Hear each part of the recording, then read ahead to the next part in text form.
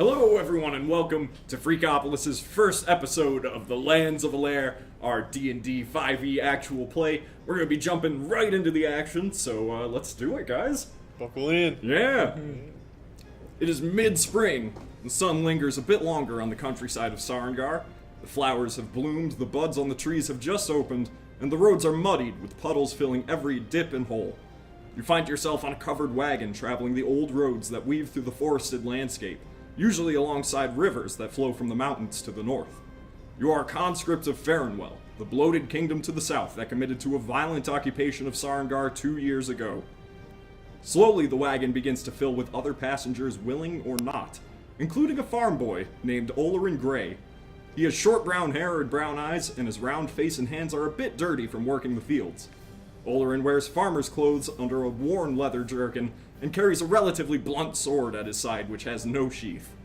Occasionally, the wagon stops for a moment, veering to the roadside.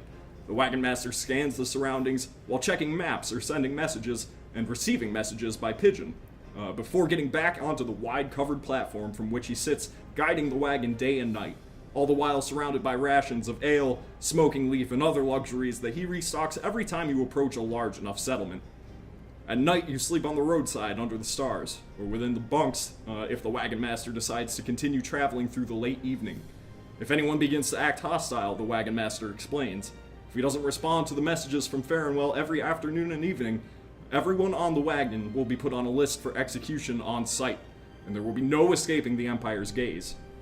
He also reassures you, if you comply, there's a good chance you can earn back your freedom once more.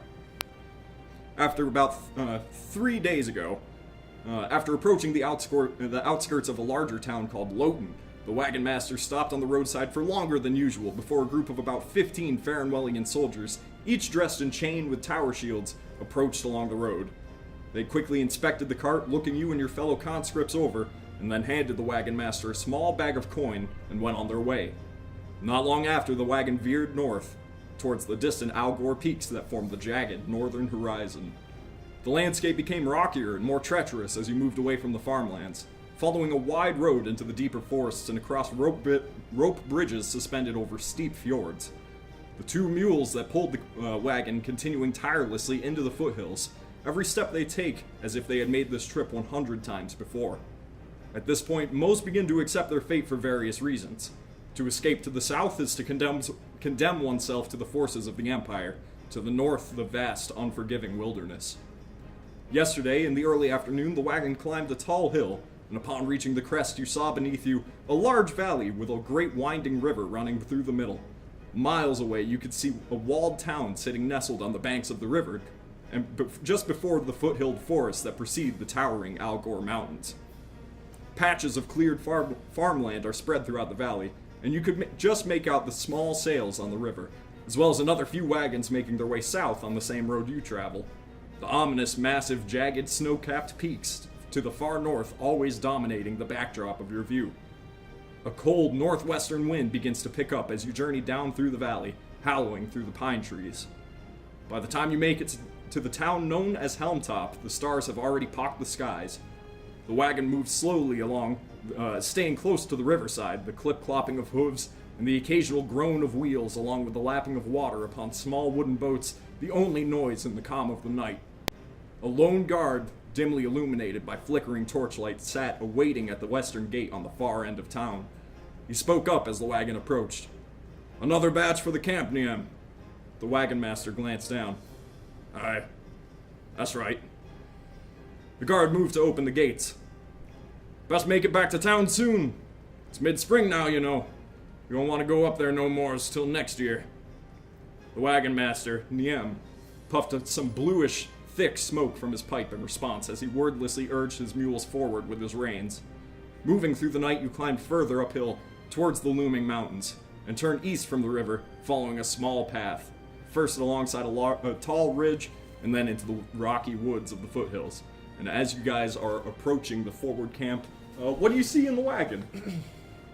How big is this wagon? Wagon's pretty large. It would be suitable enough to fit about 8 people in the back. There's a few bunks that you've been sleeping upon, and the means to shackle down those of you who have not complied. Okay, I think Gilroy, who is a human, He wears this sort of pretty fancy blue robe made out of like nice linens. It's got a hood, open-chested, and sits sort of underneath him while he's shackled to this bench. Underneath, he has these black like wraps as sort of a jerkin, and probably some nondescript pants. He's got a slight beard, sort of like my length or your length, and these piercing blue eyes, and underneath the hood is a shaved head.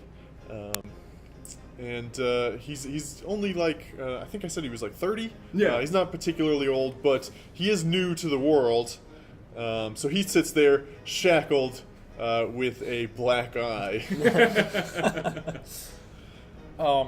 So Leander, probably sitting towards the front of the exit of the wagon, Sure.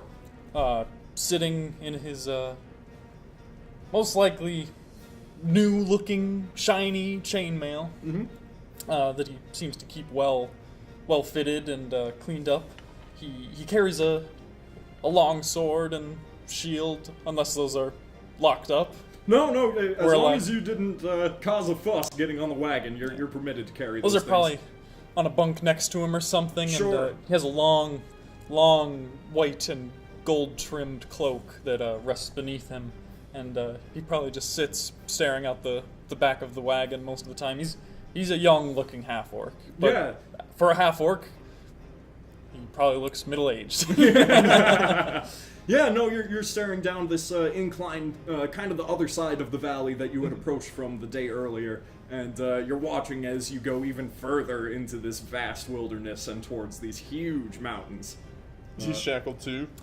No, I think he's probably sitting there with his hands in his lap. Yeah, the wagon master had already explained that, if you kill him, it's over for you guys anyway. He's not going to be able to send the messages that keep you guys safe. So, as far as he's concerned, you can walk about as long as you just don't try and run away. He's probably got pale, greenish, grayish skin and two short tusks, if you want to call them that. long teeth and black hair and a man bun of sorts or a ponytail at different times. Sure. What about you guys?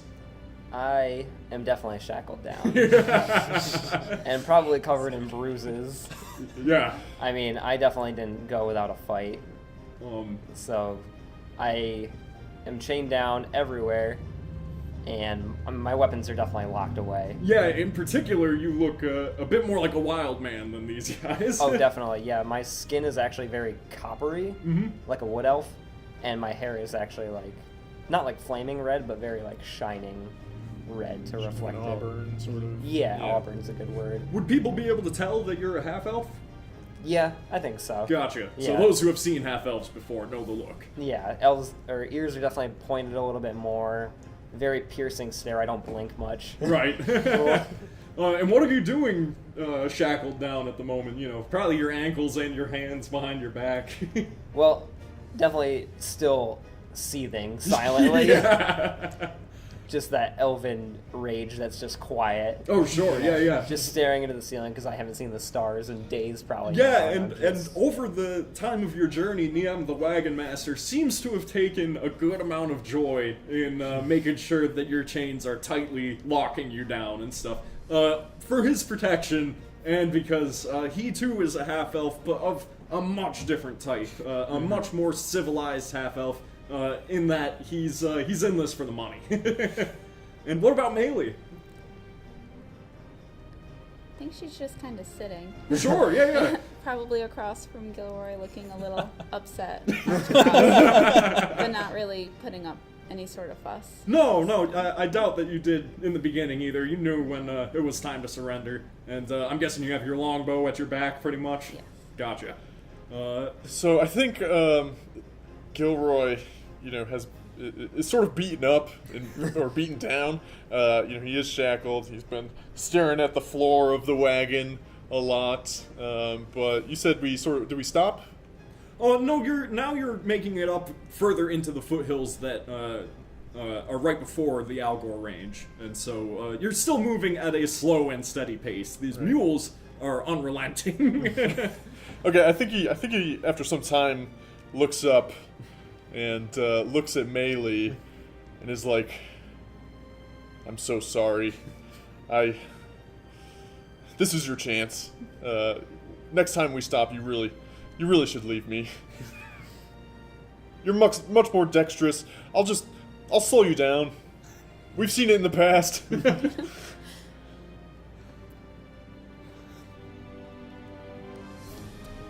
I think Leander gives, A glance back over your shoulder. Not Yeah. paying attention to anybody. He probably looks wide-eyed at the half-elf for a moment, and then Yep. looks concerned towards the humans. Mainly pay any attention to that. Not really. I think I'm kind of ignoring Gilroy. I'm upset I let us get into this position in the first place. It was my job to not be in this position. So now, yeah, that kind of burden is weighing you down. Yeah, I'm just ignoring. you've probably heard this from Gilroy like a bunch of times. All right, I mean, yeah, Gilroy's not doing so hot, so. Sure. And so you guys continue on, and by midday you make it to a small clearing, the forward camp as it is known. And I'll bring us on over there. Ba-boom. Nice. And so you guys are dropped off there, and as you peek around from the covered wagon, you see small groups of men. They're talking amongst themselves. Their armor is loosely strapped on, and their weapons are strewn about them on logs and next to campfires. They're wearing chain, their faces are dirty, and their hands are blistered, and none look particularly happy with the current circumstance. You roll past a number of tents made from animal skins where a few of the men are relaxing, and overhear one of them call out, "Last of the newcomers are here!"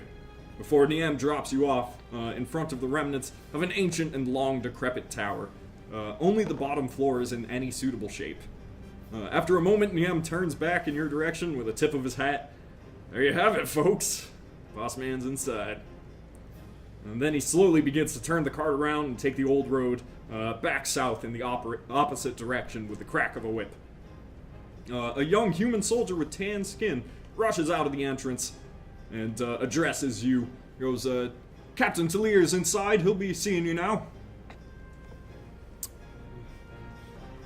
All right then. And I think with that, Leander probably Okay. starts heading in. Make your way on in. He's, just giving you a gesture. Right on in this way. And I follow. Yeah, I look around. There's a lot of armed men. yeah, there's So- there's quite a few. The camp is well populated for sure, but not happy with the current circumstance. It doesn't seem like the place to put up a fight, though. No, absolutely I not. think I will. I'll follow suit, I guess. Oler and Gray also tags along behind you with his long sword, somewhat rusted, just kind of at his side in his hand. And Erwan, we'll stick you on in there. And as you guys move on into the tower, you see Captain Talier looking at some crates, looking over some supplies, and talking with another soldier, and just saying, "This is the latest shipment from Helmtop. Ha! This isn't gonna do us any good." And he, cracks it open, moldy bread and, twanged out rope and just absolutely useless rations. And no surprise, they're not gonna do too well with foreigners setting up a camp up here. And, well, now we got Moby, that damn dwarf, up here taking advantage, taking every last coin from my men. Oof. We do need the supplies, though. And then he notices you. He goes, "Oh! There's the last of the newcomers. You're an odd-looking lot." I just look at the supplies and I'm just like, they're not gonna last a winter. Now then, welcome to the forward camp. It's a horrible place. These men are slotted for death. The orcs are coming any night now. What was that proverb? And Leander just puts his head in his hands, trying to think, massaging his temples as he searches for something to say. I think, Captain, I'm not ready to die. I like that attitude, because I don't want to see all my men die either. Even the worthless scum that we got around here. Last year, there were 70 men at the forward camp. 7 lived. If you want to live, you'll listen to me. Did the rest of them listen to you? A lot of them are quite insubordinate, but with only one captain in the camp, what can I do? Now, like I said, the orcs will be coming any night now. The hordes come down seasonally, and this spring they're gonna come down hard. You ever fought an orc before? Ever seen one? Only in the books. I thought so. Their heads look real nice rolling down hills. I thought you might have fought a few. You have the look. They're ready to go by around 12 years of age. They're taller than your average man. And they're fierce. And by the time they're born, they're already in a competition for survival. A competition that has led their society to become quite profoundly good at surviving in the most terrible of terrains. And you can tell with the way that he goes on this tirade that, like, he now has a slight obsession with orc society. like he, he wants to know about them. And partially you get the idea that he wants to emulate them, because if they can live up here, we can live up here, is kind of the idea he's going behind. But, he also, there's quite a bit of, worry in his eyes in that, he's probably going to have to retreat soon enough. And that's what happened last year, in fact. We made a late retreat, and I don't intend for that to happen this time. When they begin coming and the scouts report that they're within hours from us, we'll pack up, move to Helmtop, make a last stand there. And if we don't, we'll be executed by the men of Farrenwell anyway, so get ready for some fighting. I'm really not much of a fighter. I can cast a spell here or there, but maybe I'd be better on the back line. Yeah, no. You got the skills to take down an orc, I can tell. Some of these people have never even swung a little dagger. You can summon up flames in your hands, I'm guessing, that kind of stuff. I will. Let's see. I'll cast light on my. Well, do I have my Sure, stuff? yeah. When Niam turned the wagon around, you were left with your belongings. You'll cast light on your staff. Yeah, that's pretty much the extent of it. Perfect. It's some degree of magic. They'll be able to home right in on you and kill you first. You're a half-orc. I can respect them. One of the only 7 that lived last time was a half-orc. Well, I think he lived. Last I saw, there was a 7-inch gash in the side of his head, and he was rolling into a pit, but he was still breathing. We're good at that. Breathing. Staying breathing. Well then, spend your day at the camp. Be ready for battle by tomorrow if need be. You're dismissed. I'm the first one out the door. Alright, so Erlon immediately is, you're not a huge fan of order, I'm guessing. And not a huge amount of respect for the captain here. He does have an aura of, command about him, but it's loose in that, you in particular could literally run off into the forest and live. You as a barbarian, you don't get the same foreboding sense of the wilderness around here is like a cage. You get the sense that, you could go off alone, but if the orcs are this close, it might be a good idea to stick with your fellows here. Yeah. I definitely have the attitude of, title's not going to do anything when you're bleeding out on the ground. Yeah, absolutely. Melee, what are you going to do? I'll follow Erlon. Alright. But I'll check on Gilroy first. Sure. I feel partially responsible. I'm still very angry, but I don't want to just leave him to die either. I want to make sure he's somewhat prepared. Sure. So you give him a pat on the back, and He's like disassociating at this point. I'll lead him out. Okay, yeah, that works. Come on, Gilroy. Leander, what about you? At this point, I've probably got my prayer book out. Trying to search for that proverb I was gonna say. Sure. But no, I probably move into the center and look around and seeing what everybody else is doing. The people who've been here before, what they're up to. So you make your way on out, and Oler and Gray, the farm boy, kind of stayed at the entrance and listened in on that, and he seems to just kind of be tagging with you guys. he gives you a nod as you leave, each of you, and he doesn't have anyone he knows here or anything, and he just knows you from your stories on the wagon. And what happens when you make your way on outside is you see the first thing that hits you is the smell of chicken. Chicken and breads, and it smells great.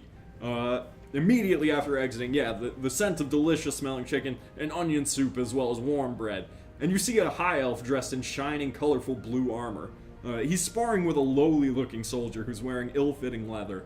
The elf easily counters every strike from the amateur soldier, laughing as he pushes and trips him into the mud time and time again.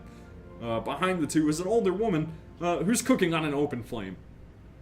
After the elf seems to have had enough, he once again pushes the soldier to the ground, gives him a swift kick while he's down there, and then tosses some coins into the mud, which the soldier gathers up excitedly, and then he sprints off past you guys and seemingly towards the tents.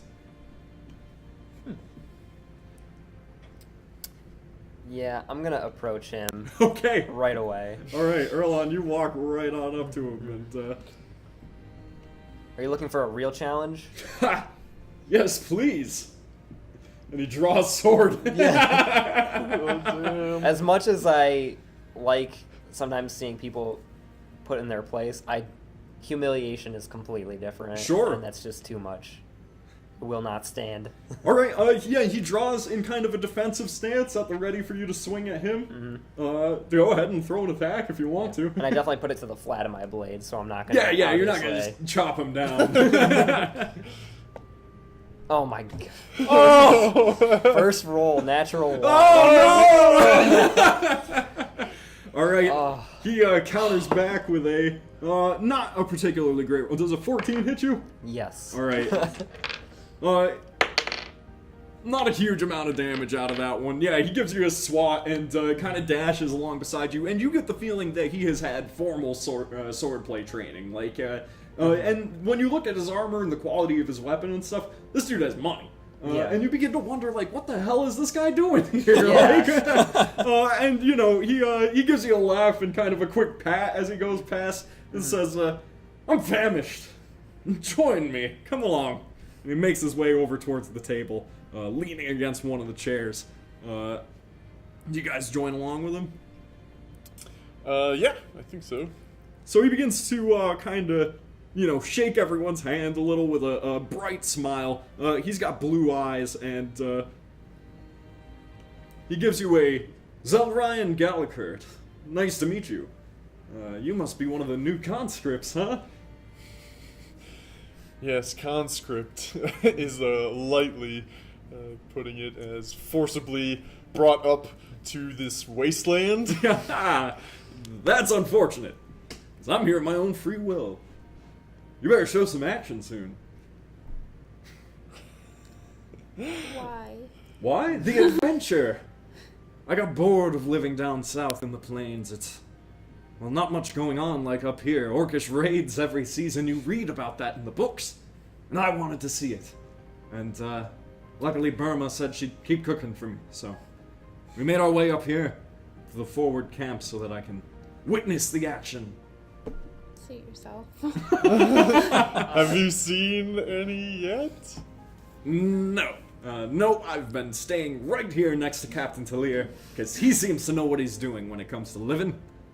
And the other folks around here look like they're pigs for the slaughter. Is Olerin with us? Olerin is, he's kind of tentatively behind you, pacing a little and watching. I probably put my arm on his shoulder, and I probably go, stick with us, or stick with me, more like it. Yeah, no, you seem like the lot that is gonna make it through this. And so Zelryan Gallagher, he begins to kind of sip away at his soup and talking about where he came from and his journey here and the things he saw. And why don't you guys throw me a perception check real quick? He's an elf, yeah. He is an elf, yep. 6. I got a 9. Okay. 19. Nice. So You got a 20. Ooh, Unnatural. Sweet deal. So both of you guys quickly see flickering up onto the table that Burma seems to be working her food on. Most of the uncooked food is sitting on this table, and then next to the open fire, she's taking that and throwing it in the pot and whatnot. And you see a small hand just reach up and grab some bread, and then reach up and grab some onions. And you see, this little halfling with a red cap, and he is stealing food left and right and stuffing it into a satchel. Can I try to grab him by his collar? Yeah, no, sure, he's behind the table, but if you want to run over that way with a sleight of hand check, I'm guessing, unless Sure. maybe athletics, if you want to give that a go. Yeah, I can do athletics. And then he will make a stealth check. I rolled an 11. Okay, so you dash on over and reach over the table to try and get him, and he's already gone into the bushes and seemingly vanished with quite a bit of food. I just think to myself, we're all gonna die. This leadership here is this poor that people can just take food left and right. Steal right from the Yeah. camp, yeah. Yeah, and Zelryan, he turns towards you and he goes, "You hungry?" Of course. Here, and tosses you some bread. Yeah, I eat it. Sure, yeah, no, it's good. No, all the food he has there is quite quality. He seems to have stocked up much prior to setting out towards the forward camp. Mm-hmm. And so after a bit of, short conversation, he goes, I'm getting tired of this. Best of luck to you guys. See you around, I hope. It's not gonna be as romantic as you think battle is going to be. Once the smell of blood and ashes in your nose, it'll never go away. I think Gilroy. I mean, he'll want to put himself into his work, I think, Sure. for the evening. So that means both just studying his spell book and I think he might find use for himself in sort of mending things. Broken swords or chains or anything. Yeah, absolutely. That seems useful that is in disrepair. So you're gonna just, wander about and use your skills? Basically, yeah. Sure. How about you just roll a charisma? 18. 18, yeah, no, there's quite a few folks, and you end up making about 10 gold off of de-rusting swords and de-splintering shields and whatnot. And yeah, you pretty much wander off and spend the next 15 minutes or so casting a few, mending spells and whatnot. And you do see, as do most of you as you begin to wander on through the camp, 2 dwarves. One is just lounging amongst a pile of rations and armor and all sorts of dried meats and nuts and stuff.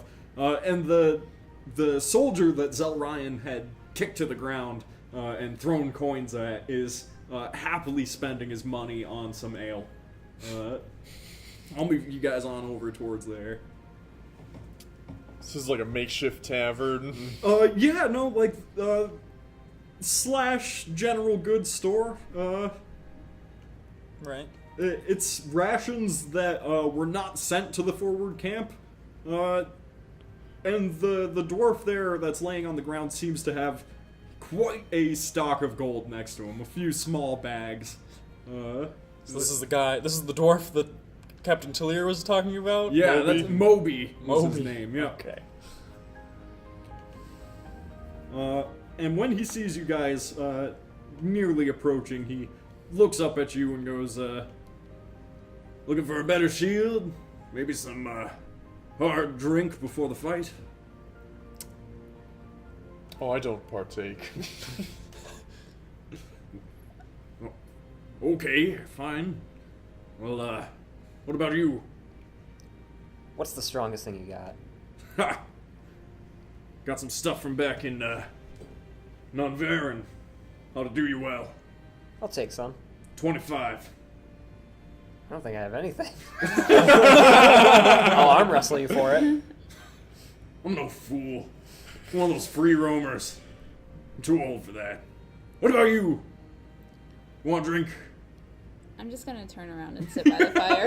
Yeah, no, I'm not overly interested in. You absolutely get the feeling that this dude is just here to take advantage of men who feel like it's their last day. Like, he's here to take their gold and sell them cheap stuff for way too much. And wisely, you figure, he's just gonna overcharge me for very standard equipment. And he spits on the ground as you walk away, and he's like, ugh. Hardly any money to be made here. What you do notice as you turn, though, is half-orc, who's just kind of tending to the horses back there. What is probably Moby's cart, but he seems very purposely alone, off to the side, as you turn over towards the fire. Do we all notice that, or? Yeah, Okay. sure. No, like, as you speak with Moby for a little, you definitely note that there is a figure by the horses, dressed very much so with padded armor and a mace on his side, like a conscript, like you guys. Gotcha. Right. Trying to think about what Leander, how he would react to somebody making extortionate prices for people obviously in need. Given that you're a lawful good paladin. Yeah. I probably look over to Ulrin and I say, "Do you need anything?" Got my family sword here, and I'm ready to fight, but I would like a drink. I can get you one of those. And Leander walks up to Moby and I guess purchases some cheap ale. Cheap ale? Alright, 10 gold. Jeez. And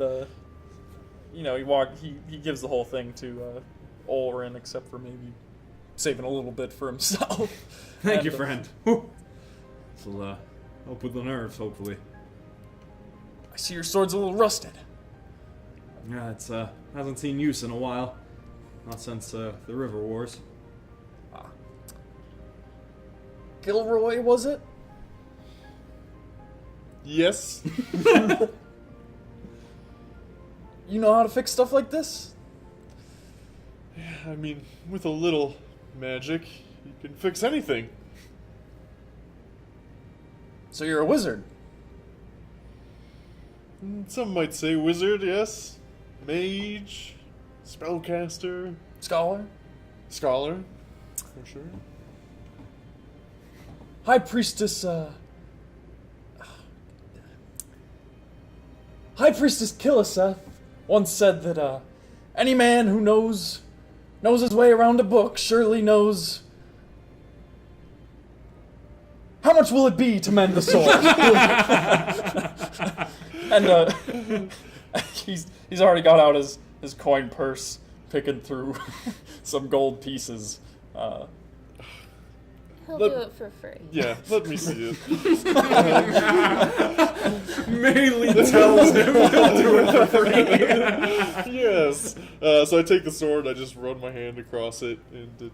Yeah, no, it has a nice sheen to it now, and definitely more sharpened, in much better fighting shape. And Ulrin takes it back with quite a smile on his face.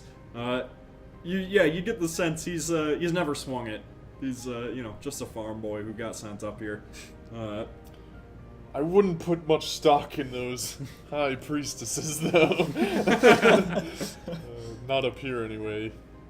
That's what you got inside. Mealy was intrigued when he mentioned the River Wars because she fought there. Yeah. Is it someone she recognizes or that she would know? No, not necessarily. You Okay. know that Gray is it's a surname for bastards. Okay. And so he probably had a father who fought in the River Wars, Okay. died, and then he never had a father. Is So- what you get to surmise out of that. So she was intrigued, felt bad. Yeah, kind of a little. Once it dawns upon you, yeah, it's not that great a piece of your history. Yeah.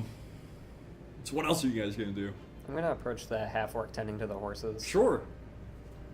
You walk on over to him. He doesn't really take note of you at first. Alright. And then he turns back and he goes, it's not sparring time again, is it? No. You see he's got a big bruise down the side of his chest. Mm-hmm. Who did that to you? Just another one of the conscripts when Talir told him to. I just think in my head, I'm like, if we're fighting each other. No, don't worry. I've had much worse. It was just training, but I'm no good at, swinging at these men. What? You're the newcomers, aren't you? Yeah. Who just came up in the last red wagon. Gotcha. Well, our camp spot's pretty open. You could come and meet Bilberry. He's a good man. He'll have a story that can pick up the mood. And you guys make your way on up over this way, which is a relatively open campsite where a few tents have been kind of set aside for you. And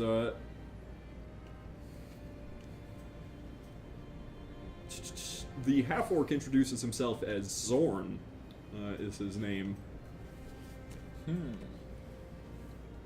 Olerin also joins you guys, kind of hanging to the side a little bit.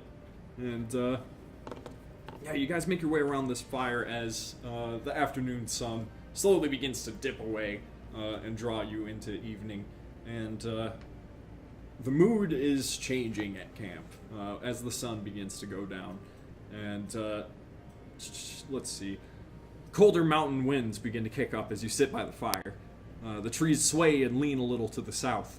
Other soldiers sit about in small groups as the sun begins to go down, and the occasional watchman goes by with lantern in hand, scanning the forest line. Tensions seem high around the camp, and everyone seems to be talking in hushed voices around smoldering ashes, keeping the light low.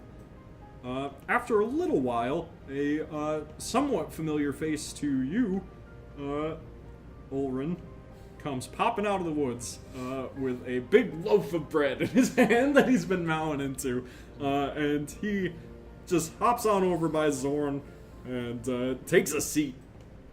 And with a smile, he goes, well met there, friends. Bilberry's the name. Friends is a strong word. Associates.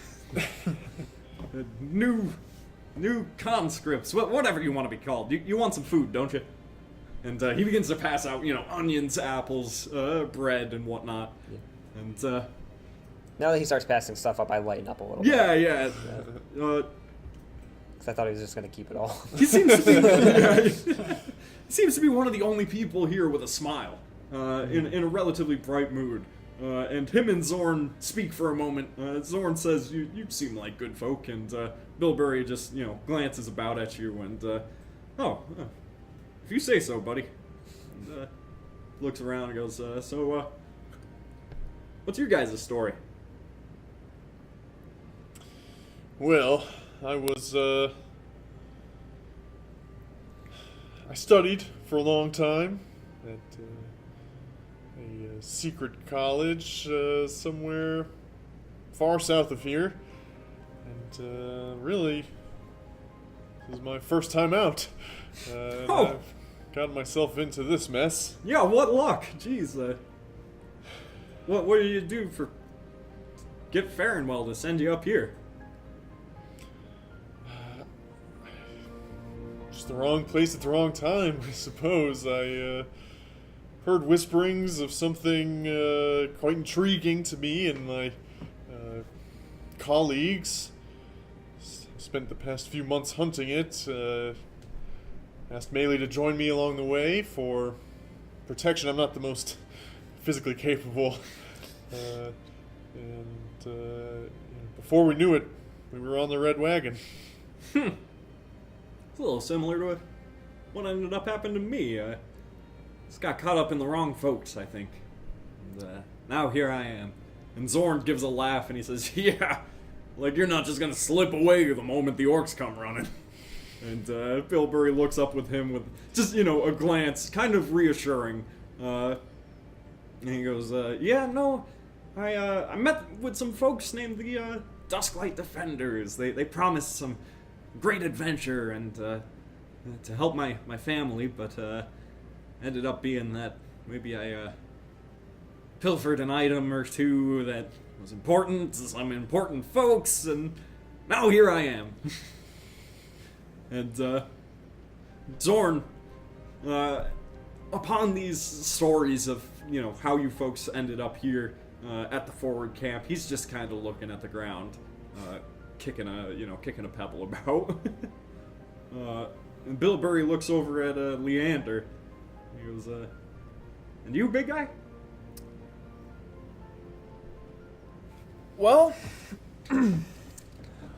it's a long story, but to make it shorter, I had to leave home, grabbed what I could, started heading north, trying to get away from some troubles, and I saw the red wagon down the road and figured I could catch up, tag along.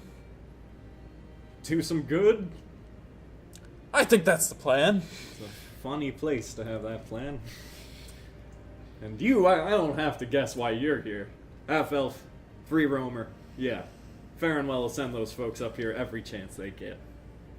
And Olerin is leaning in, and he looks excited to kind of tell his story, because he wants to be one of the, one of the named folks, pretty much, and he goes, yeah, no, I ended up here, lived in a town called Nold. It's not too far from here, and bad crop season. Couldn't quite pay the taxes, I think, on the Lord's part. And to make up the difference, they're sending me here. And Zorn finally speaks up and he goes, I was from the far south.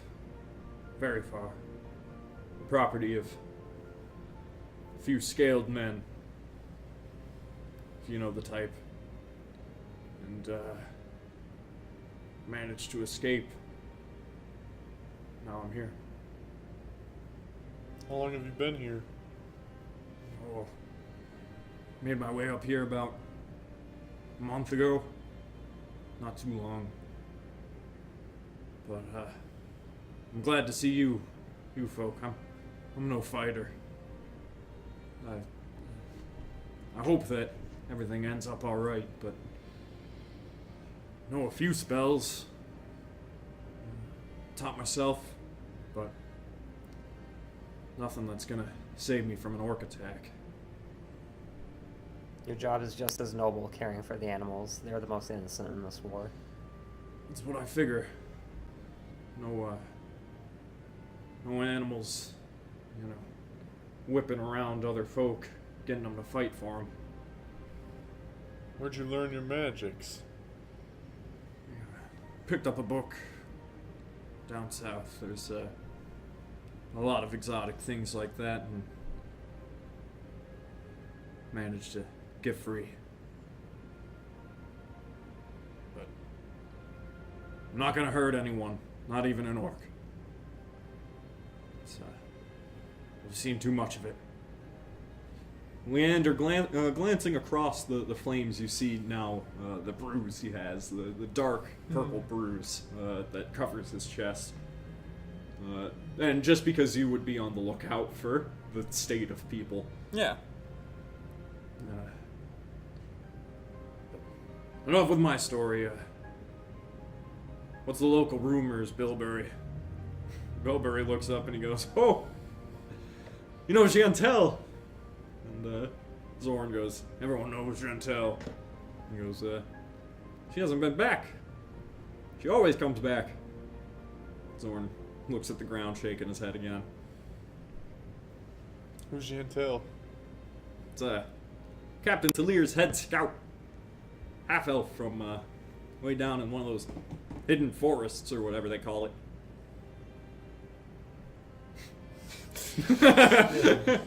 There are many sanctuaries in the wild. Yeah, this is she's from the big one or something. I can't remember, but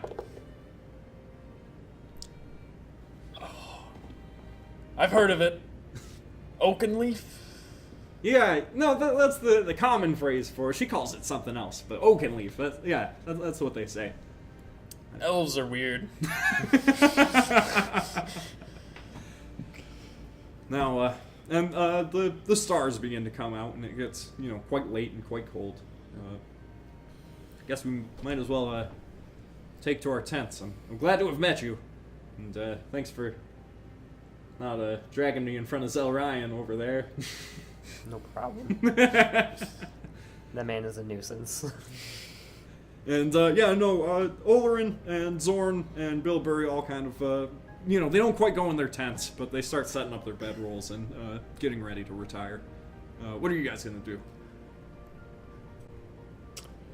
I think Gilroy will stay out by the fire for a bit. Sure. Yeah, Leander. Well, first, Leander probably tries to catch his Orn and asks him if his wound is causing him any trouble. It's nothing. Don't worry about it. I place a hand on his No. shoulder. No. This is something I've learned to deal with. It's nothing.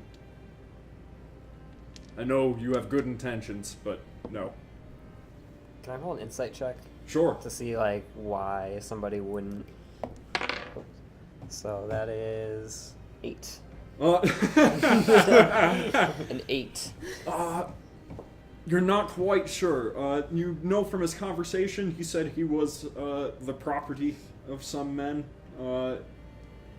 They must not have treated him well. Maybe he grew accustomed to that. And so the physical pain of being beaten and stuff is something he's grown used to. And doesn't want, he feels not that he deserves it, but it's just like part of his life. Okay. Between his conversation and the general reaction, that's what you can gather from that. And no, he does thank you, but no, I'm fine. Leander probably grumbles off, honestly. Sure. I don't think he thinks that, but he's probably like, these people are...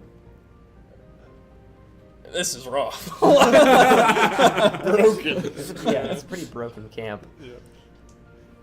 And so you stay by the fire? Yeah, I think so. I think,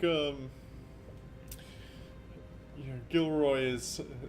he'll find some meditation in the fire, and, he's not one for belief in a lot of things, but he'll consciously, try and reach out to, his colleagues in school and Sure. where he grew up and the magic therein, and I think if you're into it, that would be the opportunity for him to find familiar. Yeah, absolutely. So yeah, you take like an hour, focusing in on the fire, Just and, like reaching out, trying to call for aid,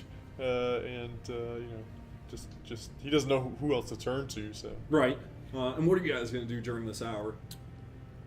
I'm going to actually put on my furs and kind of move away and start my own small fire. Sure. And I'm gonna start to meditate also. Okay. And I hear the sound of the pines, I smell the smoke from the fire, and I ask for strength from my ancestors and from the land. Absolutely. To get me through the day tomorrow. No direct answer, but as you meditate, you try and regain this connection with the land that had been lost by being shackled for days, and it feels good. It feels good to be in the wilderness again. The cold wind is, it's your home. Yeah. I'm going to stay by the fire, but I'm leaving Gilroy alone. I'm nervous about the news that the scout didn't come back, so I'm just mentally preparing myself for something to go down. Sure, yeah, you're flickering away at the arrows and stuff, and keeping your bow at the ready on your lap, and I'm not resting. no, you're probably not still feeling comfortable. quite at the ready, especially because the constant patrol of a lantern-bearing conscript checking out the forest line is a common reminder that it could begin any moment. Leander's not meditating. But he probably lights a candle and an incense or something, and he probably travels from fire to fire trying to see who will listen to a prayer before the next day. Not many. No, that's what he thought. That seems to be the general consensus, but... Yeah, glancing about at these men, they're not fighters. They're pickpockets. They're petty thieves, and just small-time criminals and stuff. Not really soldiers. Yeah. And that's the type of men that end up here, is what you gather. A few of them are willing to heed your words for a minute, and though they don't tend to pray. Gilroy, some time passes, and then you see a little bit of movement in the brush not too far in front of you, and popping on out is this small floating eye-like orb that comes floating on up next to you and just kind of rests by your shoulder. What are you? Excuse me? And upon focusing for a moment, you figure this is your familiar. It has 4 small little tentacle eye stalks that kind of unfurl along it, that glance about in different directions. Alright, I mean, I will look quizzically at it, but I think after a moment, Gilroy's eyes go white. Yeah. And the creature begins moving erratically, and Gilroy at that point is seeing through the eyes of this you have creature. this slightly floating, bobbing perspective out into the wilderness, and it's got good eyesight. What's that? Are you good? Melee looking across from the fire with a concerned face. Yeah, he snaps out of it and says, I don't know what that is, but I have to believe it's sent from Nelferon himself. Sure. With that, Leander comes walking from between tents, probably, and, well, let's see. Oh, wow. He manages to dodge the stakes in the ground, surprisingly. And so he's got this very calm, collected look as he's got his eyes closed, walking up to the fire. And with that, he plops himself down and says, "That didn't work." But as he opens his eyes and he sees where is the creature, I suppose? Still just floating around Gilroy. Yeah, I think it sort of came back to me after I... He opens his eyes and looks into the fire, and then... What in the divines?! Calm yourself! At that noise, I turn back and I'm like, no, I'm just going to keep praying to my ancestors. Yeah, you glance over at the other fire and No see... time for this nonsense. Yeah. Do you swing away at it or something? Just... Probably draws his sword and isn't sure what to do. It floats on behind Gilroy. Gilroy, move out of the way! No! You can see one of its eye stalks peek around his shoulder. He's a friend. The latest arrival, if you will. Leander casts Divine Sense. I would have to do some research if it would register, actually. I'm not... give me a second. It's What does Divine Sense does? It does like undead and undead, fiends. celestials, and fiends, right? Yeah. Then no. It doesn't ping on that. With that, he probably calms down a little bit, but still very inquisitive as to what floating eye creature is surrounding his acquaintance. I stand up, I put my hand on Leander's shoulder, and I'm like, let's just wait a minute. Let's just sit. How many eyes does it have? 5, Yeah. right? 1 in the middle and then 4 on stalks. Any more than 2 is too much. Well, hold on a minute. I think I will. There's a way to cast spells through Yes. the familiar. So I'll have him. I think just light something up. That's cool. Just to show, yeah. Sure, that he's under your command. Yeah. Like he's, Gilroy's feeling it out a little bit, seeing how it. So a light spell. Yeah. Okay, so you watch as it kind of stops bobbing and repositions itself, and out of one of the eye stalks a little pew, and it hits a rock, and the pebble begins to glow. Nice. And with that, once it kind of regains control of itself, it nestles down beside you. Yeah. Leroy, just his mouth open. Are you going to name it? What's its name? What do you call this? Erlon's still looking over at you weirdos. I think I'll call him Silas. Cool. Yeah, Silas. That's a cool name. I dig it. I know, but then he sheaths his sword and probably lays back and Sure. Yeah. Erlon. You regain focus after that commotion comes to a close, and after about 5 minutes, you really push out the artificial noise of the patrol, of the people speaking, and listen into the wilderness around you, and the blowing wind, and a little bit of rushing water from distant streams, and the call of certain birds and whatnot, and then there's some rustling in the bushes behind you, and the brush and growth and trees back there. All right, so my eyes immediately dart over there. Okay, so yeah, you glance on back towards the tree line, and you can throw a perception if you'd like, or Sure. So it's dark. Do I know about how far away it is? Because I do have dark vision. yeah, no, it sounds very close. Okay, like cool. it's on the approach.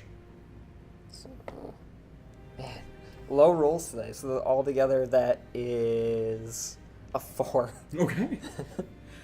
So after about 30 seconds, appearing beside you is a half-elf completely out of breath. She's a young half-elven woman wearing a long brown and green cloak on top of leather armor. She has a well-crafted bow on her back and dirty blonde hair and piercing green eyes. And she looks at you and grabs your shoulder, causing you to jump for a moment. She goes, "Where's the captain?" In the tower.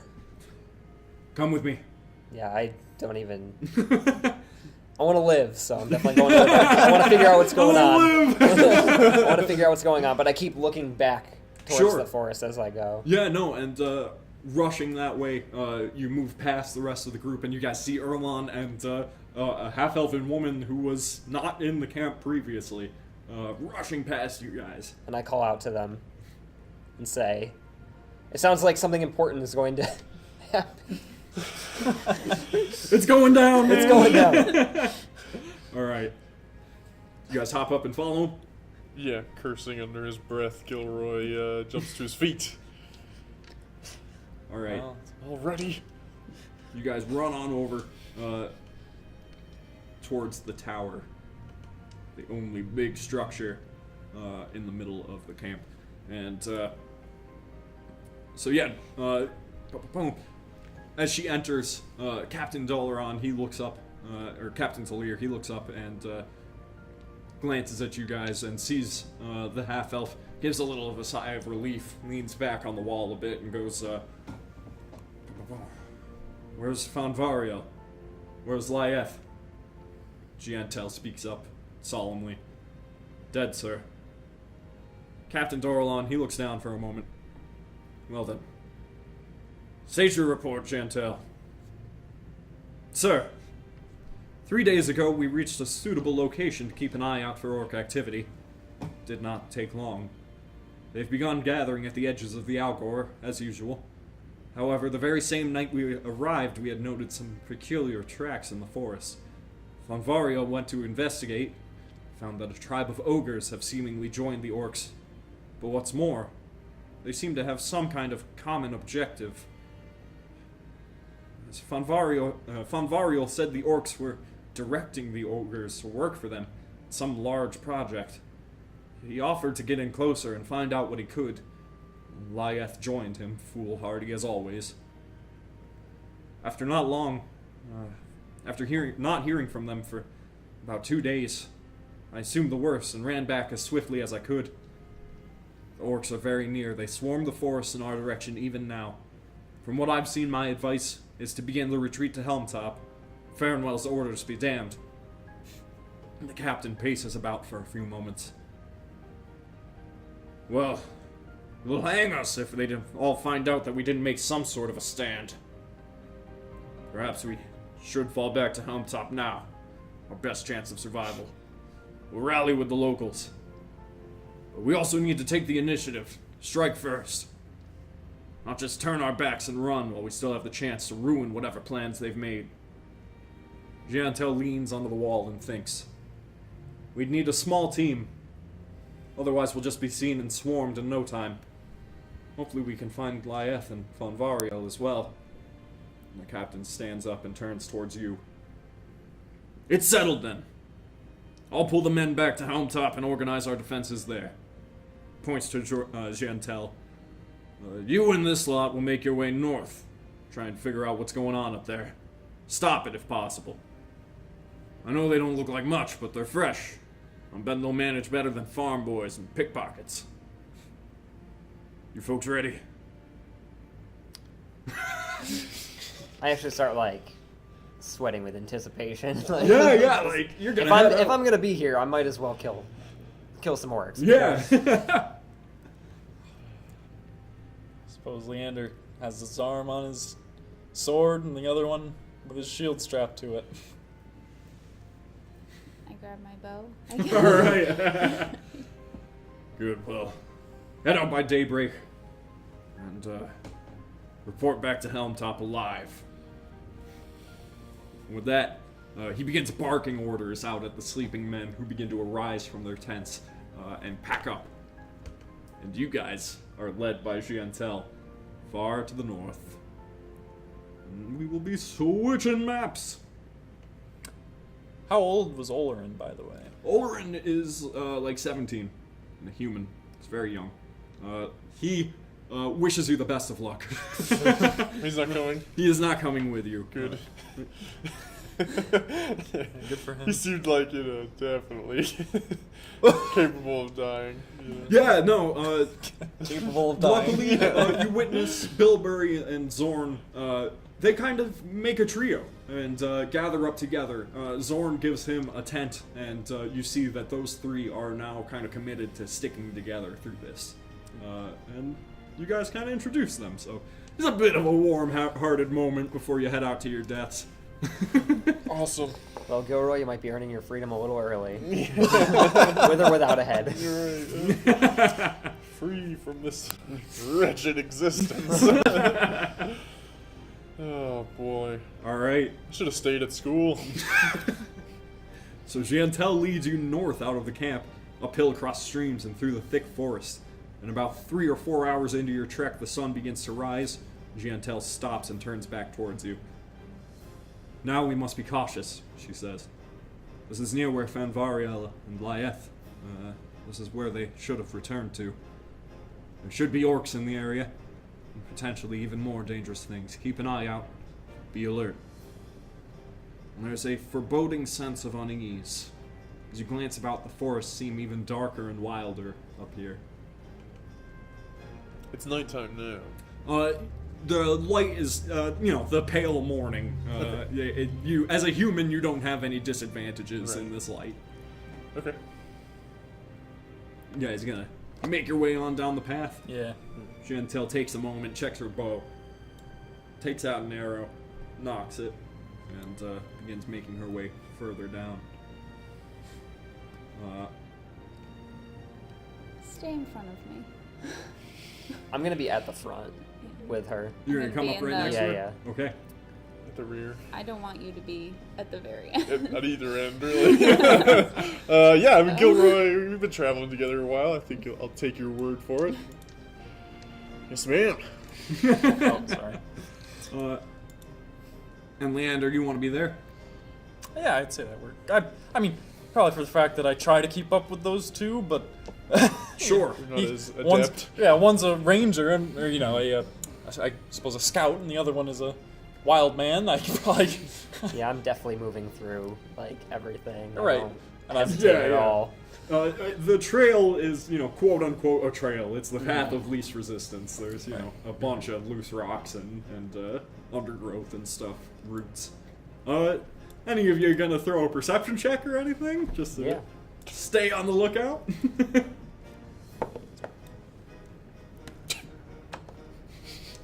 Nope. I rolled a 10. Okay.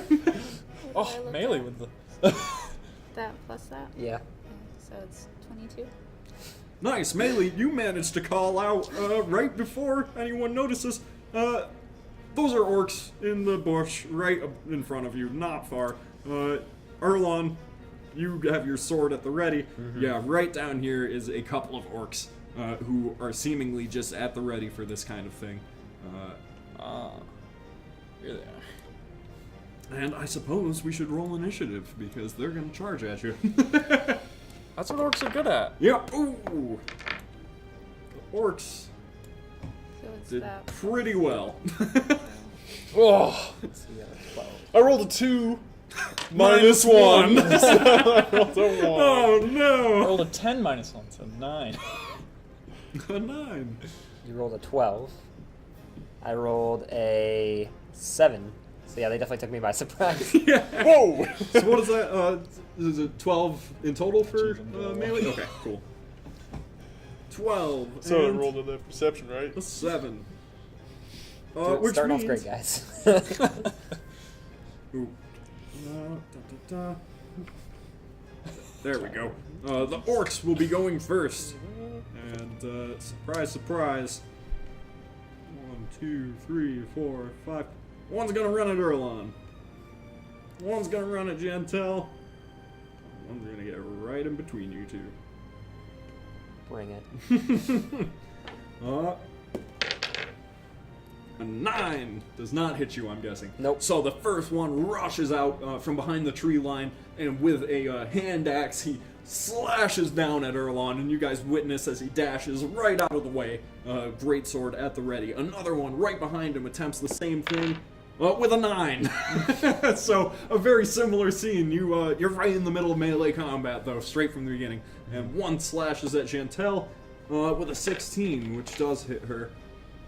And she's going to be taking 5 points of damage. But she's pretty tough. Wow. Yeah. She is tough. Which brings us to melee. I get a movement and an. And an attack, yep. Okay. So you can move 6 squares and make an attack, or make an attack and then move 6 squares, whatever you prefer. You can also move any of those squares, attack, and then move again. Yep. Okay. I just want to move in front of Gilroy so I have a clear shot for the one in the middle. Sure. Right here? Yeah. Yeah. And I want to. I might have scooted her back. Boom. There we go. And then I want to try to shoot it. Okay. The one in the middle. Throw the d20. Man, That was almost a 1.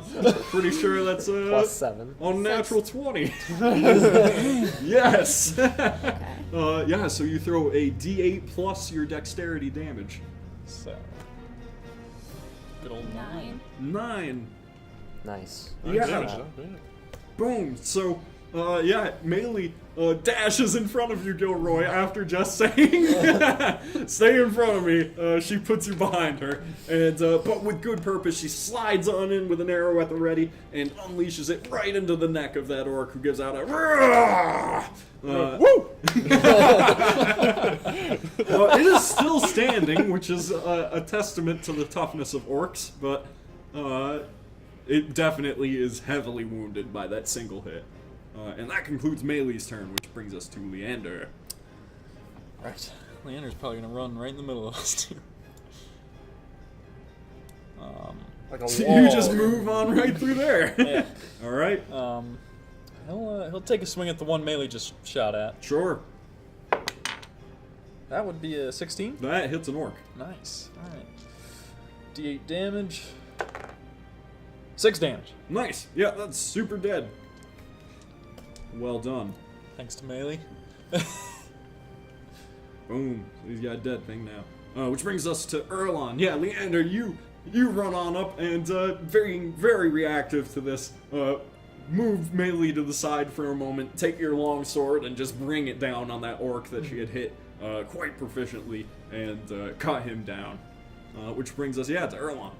Alright, I'm going to attack the one in front of me. Yeah, the I'm one gonna that first charged at you so foolishly. take a heavy slash with my great sword for unnatural 20. Nice, yeah, definitely. Can I borrow a d6? I got you covered. Oh, thank you very much. Spider-Man's the 6, by the way. Nice. Ooh. So that is 12 damage. Yeah! You cut him down in one strike. Sweet deal. Erlon brings that hefty chunk of metal up and brings it down on the shoulder of that half-orc and cleaves right into his chest and it drops down. Which brings us to Gilroy. Gilroy the reactive, we call him. He's standing there shaking with his quarterstaff in hand, and he sort of brings it up over Melee's shoulder, and 3 bolts shoot out the end of it. Magic missile. Okay. So it's bound to hit. And it is, let's see, 2, 5, and 3. So let's see, 10? 10 damage to the. There's 1 orc remaining or 2? There's one. Yeah, so to that remaining orc. Okay. They weave their way through the. Yeah, they through just bob right through everyone, right underneath Giantel's leg, and right into, and hit with great force, great, it really feels it, and barely stands from it. No! Horribly concussed and just pushed back, but still weapon at the ready. Which brings it to the orcs. And now you see 2 arrows come flying. It seems that a few goblins have taken up position by those logs up there. If there's anything I hate more than orcs, it's goblins. And Jeez. one at Gilroy with a 12. Yep. That is going to be 3 damage. Okay. I can see. Gilroy, you're almost dead. Yeah, halfway dead. One at Bailey with a 12. So it's Armor class So is this- 13, so 14, yeah. So it doesn't- 14? Yeah, no, so no, it hits the leather of your shoulder pads but does not pierce it in such a way that would hurt you. But no, yeah, you see there are some goblins that they have a pretty smart position up there. They have about 3/4 cover. It's not an easy shot. Which brings us to Melee. The one who could make that shot. I'm gonna try anyway. Sure, yeah. You immediately turn up and through the undergrowth, the trees and whatnot, you see what's happening and say, "I can make that shot." So it's the D. Yep, D20. Correct. Dang. So 24. Yes. Yeah. So roll damage. like hit him in the head. 8-sided. 7. 7. That is a dead goblin. Nice. Yeah. So yeah, melee. One of these arrows hits her in the shoulder, doing just very superficial damage to the armor. And another one that she sends back goes right between the eyes of that goblin, who just falls back completely dead. Yeah. A difficult shot uphill past the log, but she managed to nail it.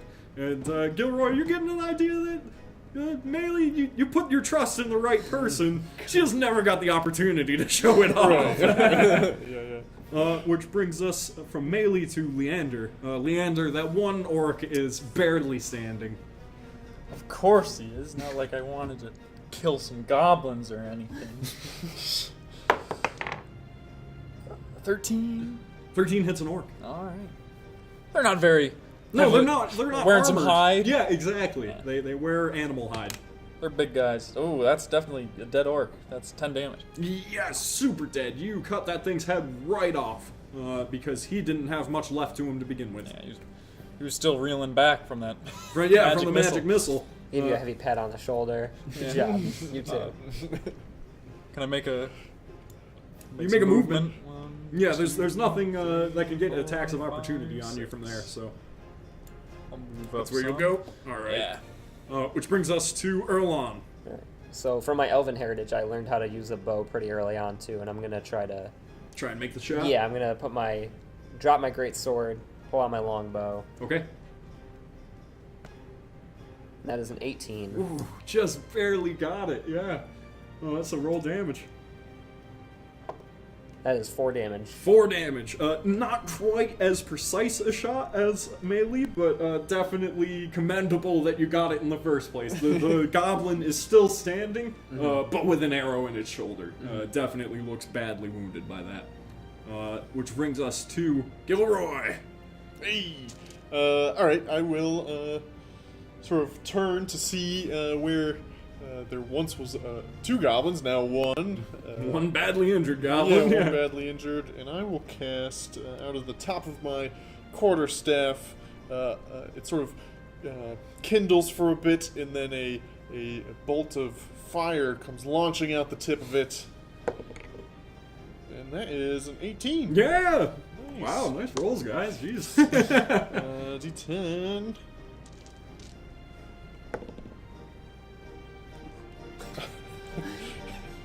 It's a 1.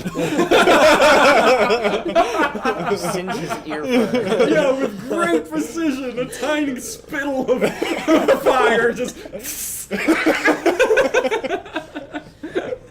Well done, Gilroy. He helped. Which brings us, to the orcs. He's gonna shoot at Leander. A 22. You have a pretty decent armor class, though. Yeah. So you are going to be taking 4 points of damage, Leander. That's nothing. I just barely blocked it. I didn't work your health bar just to show off how much that hurt, Gilroy. -3. There goes half your health. Okay, which he's the only orc left in combat. So melee. Melee's got this. I'm gonna try and shoot him again. Yeah, you're already in position. Yeah. You're peeking around from that bush through the trees. You see him for a moment, and 18, yeah. Even with an 11, 17 is their armor class with 3/4 cover. Nice. So damage. 9. Yes, super dead. Well done. So that pretty much concludes that combat. Wicked fast. Thought you guys would have harder time hitting those goblins. Well done, though. Giantel runs up towards there just to check out the area and sees there is the body of one of her scouts. Seems like a you thing, Leander. Boom. Let me see. There it is. Sorry, trying to get my my notes back in order. How dare you? Yeah, the body of a half-elf lies near a bush where the orcs had set up that ambush. Jantel confirms that the body is one of the rangers named Lyeth. He has 2 healing potions on him.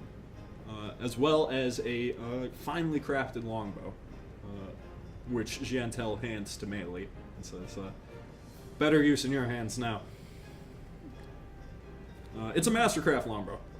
It's like, is it +1? But +1 to attack. Just what Melee needs. Well, I had it written. I'm not feeling so good. I was gonna say, Probably throwing up. Yeah, one of those arrows nicked you pretty good. Yeah. By the way, yeah, you guys can gather up over there where All Giantel was kind of... Off the side of the trail. Yep. Yeah, I've got this arrow in me. Yeah, probably in your thigh or like, something. Like pale. Yeah. Sweating. yeah,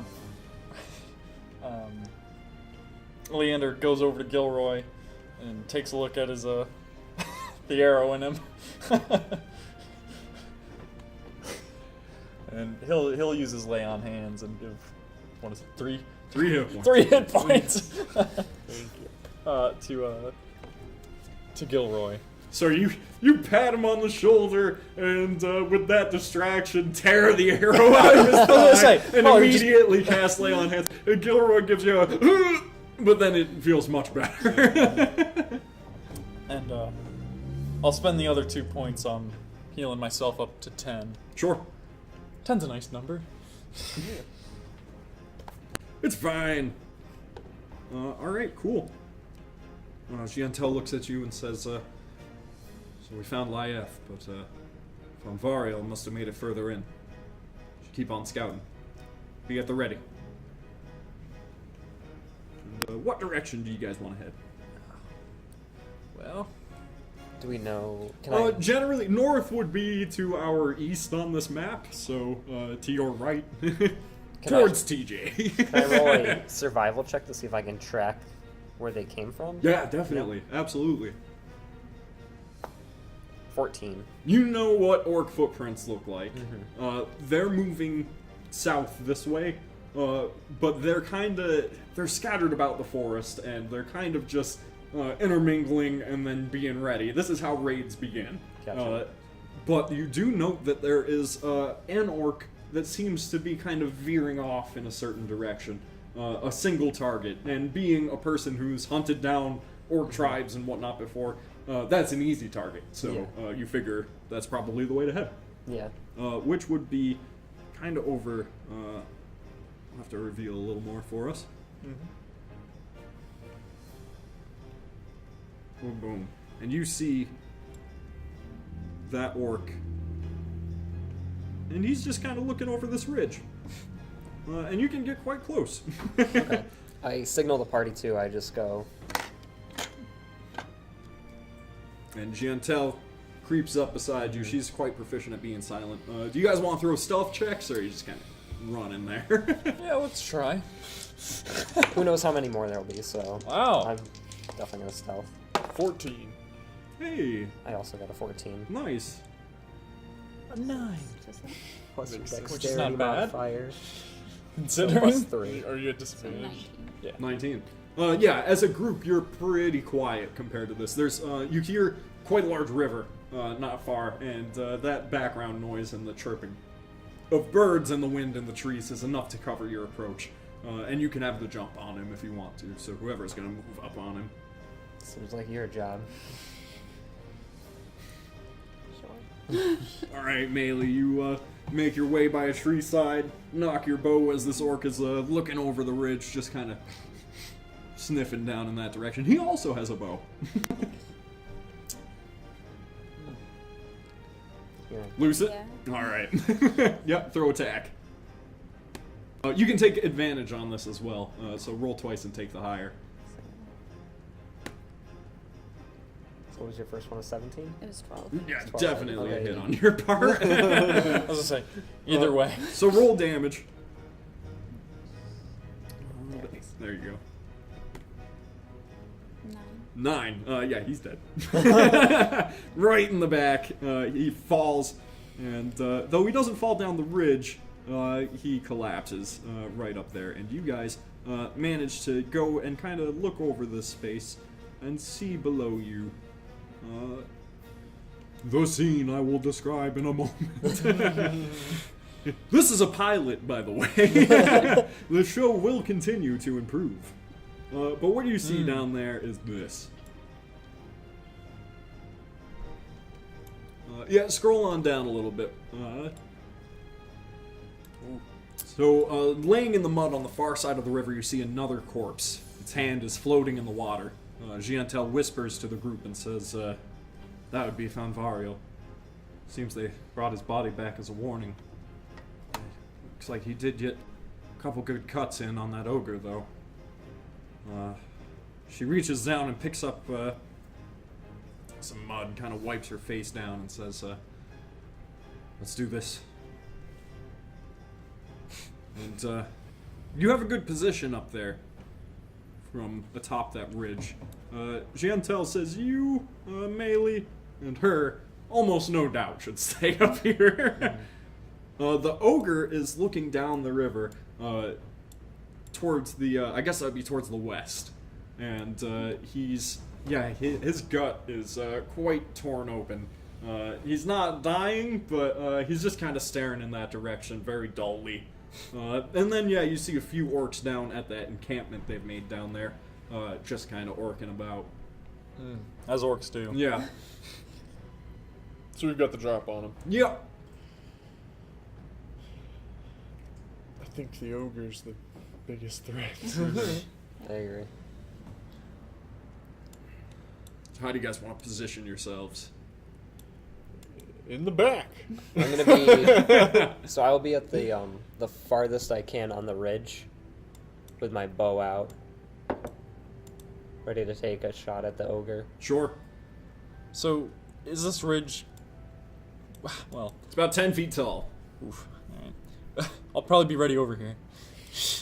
You make your way down towards the kind of bank of the river. Yeah. Alright. Gilroy, you stick back. Pretty much, yeah. I mean, if I have a good sight line here, then I'll probably stay there. Alright, well, whoever wants to make the first attack, they can do so, and then we'll roll initiative, because that'll kind of kick things off. Does the first person who attacks get advantage? Yeah, you got the jump on him. Okay. I'll do it. Alright, Erlon takes the initiative. Melee looks at you with a disappointed look. Sorry, Melee, but I really hate ogres.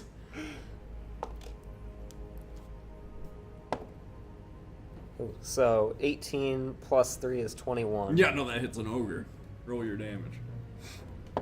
Let's watch his health bar. 3 damage. Oh. You hit him in Watch the his foul. health bar imperceptibly move. You nick him. He gives out a and initiative begins. Great. Let's roll high on this. Oh, lucky for you. This time the Should they orcs get are it going. Woo! Leander's ready. 6. 7. 7. Better than the orcs. 19. 19 for Melee. She is at the ready. Natural 20, but that's really a 19 for me. And your dex is, definitely lower than. But how would that work? Melee's. Melee will go first. Okay. And then Erlon? I rolled a 4. Ooh, which... 4 Know in those total? feels. Yeah. Okay. Oh, Erlon. I 3 needed plus you. 1. I mean, you're a barbarian. You can just jump in the water. Don't worry, I got it. So first up, Melee. Melee, you put your faith in Erlon. I'm going to shoot it. Yeah. 11. 11. Yeah. A very good attempt. But the sudden roar of this ogre definitely caught you by surprise, and the arrow just whizzes past his shoulder, which brings us to Leander. She's using a new bow. That's true, yeah, also that. Yeah, it's a little tight strung. What is Leander gonna do? That's some difficult javelins. terrain. The water is. Yeah. Let's see. Very Leander will, action. he's gonna move to the bank, and he's gonna get a javelin ready. If anything, if one of these things comes too close, he'll throw a javelin at it. Okay. Nice and simple. Which brings us to Gilroy. Well, like Gilroy said, I think the ogre is the largest threat. Yes. So, I will cast Firebolt at it again. Once again, the tip of his staff begins smoldering, and natural 20. Yeah! Nice. So double damage dice. 2d10.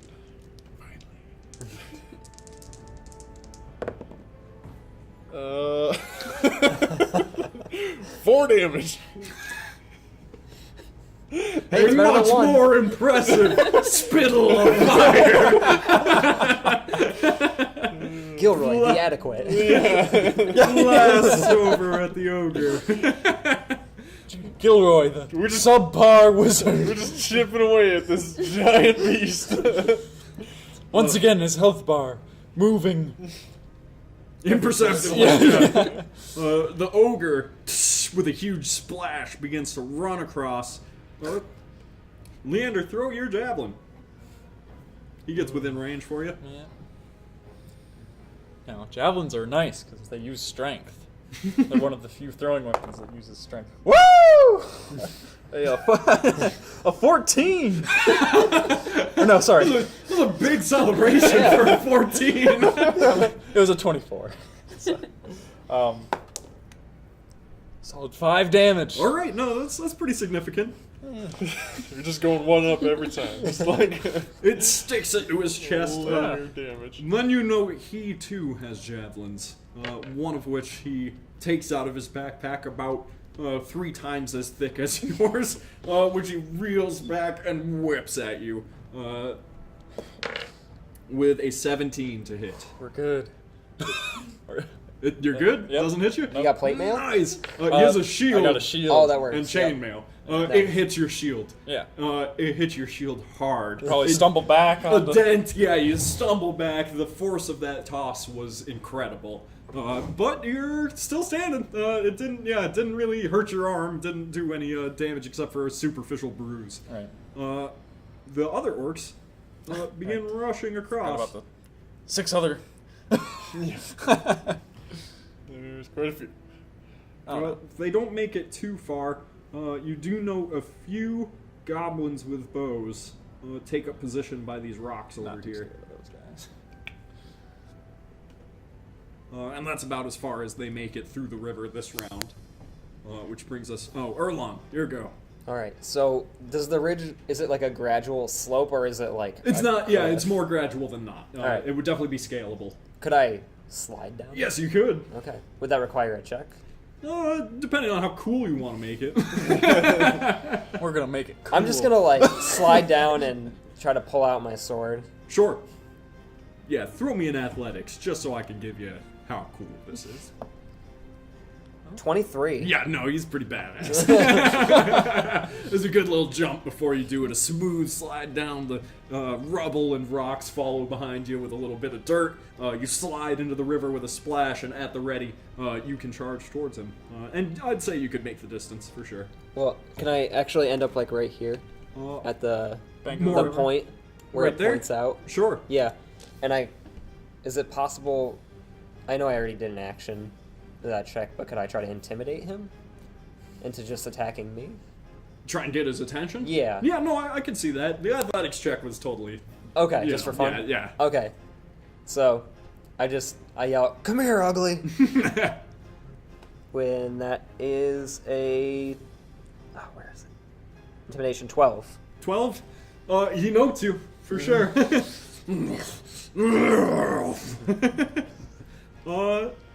Which brings it to melee. I'm gonna try and shoot him. Yeah, the classic melee thing. 8 or 13. 13 works. Okay. So, yeah, no, you got it. Throw your damage. Big and bare-chested. Yep. 8 damage. Significant. Yeah, good amount of damage. Baboosh. Which brings us to Leander. Yeah, that one definitely, it pierced further. He's got thick skin, but that arrow was definitely a significant hit. In fact, he reels a little bit from it as he's approaching Ulrin. Leander's moving over next to Erlon, but he's still throwing a javelin at the ogre. Sure. 8. Sploosh! A miss. Which brings us to Gilroy. Yeah, I think I'm gonna keep focusing on the ogre. Come on, Gilroy. This time a little more steady-handed. He lines up his staff and completely whiffs. Yeah. A small piece of brush on the far side of the bank catches on fire. Which brings us to the orcs. So, the ogre runs up. I'm gonna impose disadvantage on that with protection. Oh, sweet Oh, deal. nice. Is that like a... It's a Is that like a- fighting style. Oh, cool. Okay, I wasn't sure if that was a paladin thing or not. Yeah. Yep, you got the shield fighting style. Yeah. It's Nice. a great one. That's cool. 13 hit you. It does. It just hits. I tried. Wasn't a crit, at least. Yeah. Oh, is that what it could have been? Yeah. I was excited. You are going to be taking 9 points of crushing damage as a monstrous hunk of wood comes down and slams into your chest. I probably try sending to you block back. it, and then it just crushes through me and hits Yeah, Erlon. there was nothing you could have done to stop that force there. The orcs managed to make it to the other side of the bank. And then the arrows from the goblins loose. One targeting Leander with a natural 1, so no. And one targeting melee with a 13. No? Sweet. Much like the last goblin arrow. It does not quite hurt you.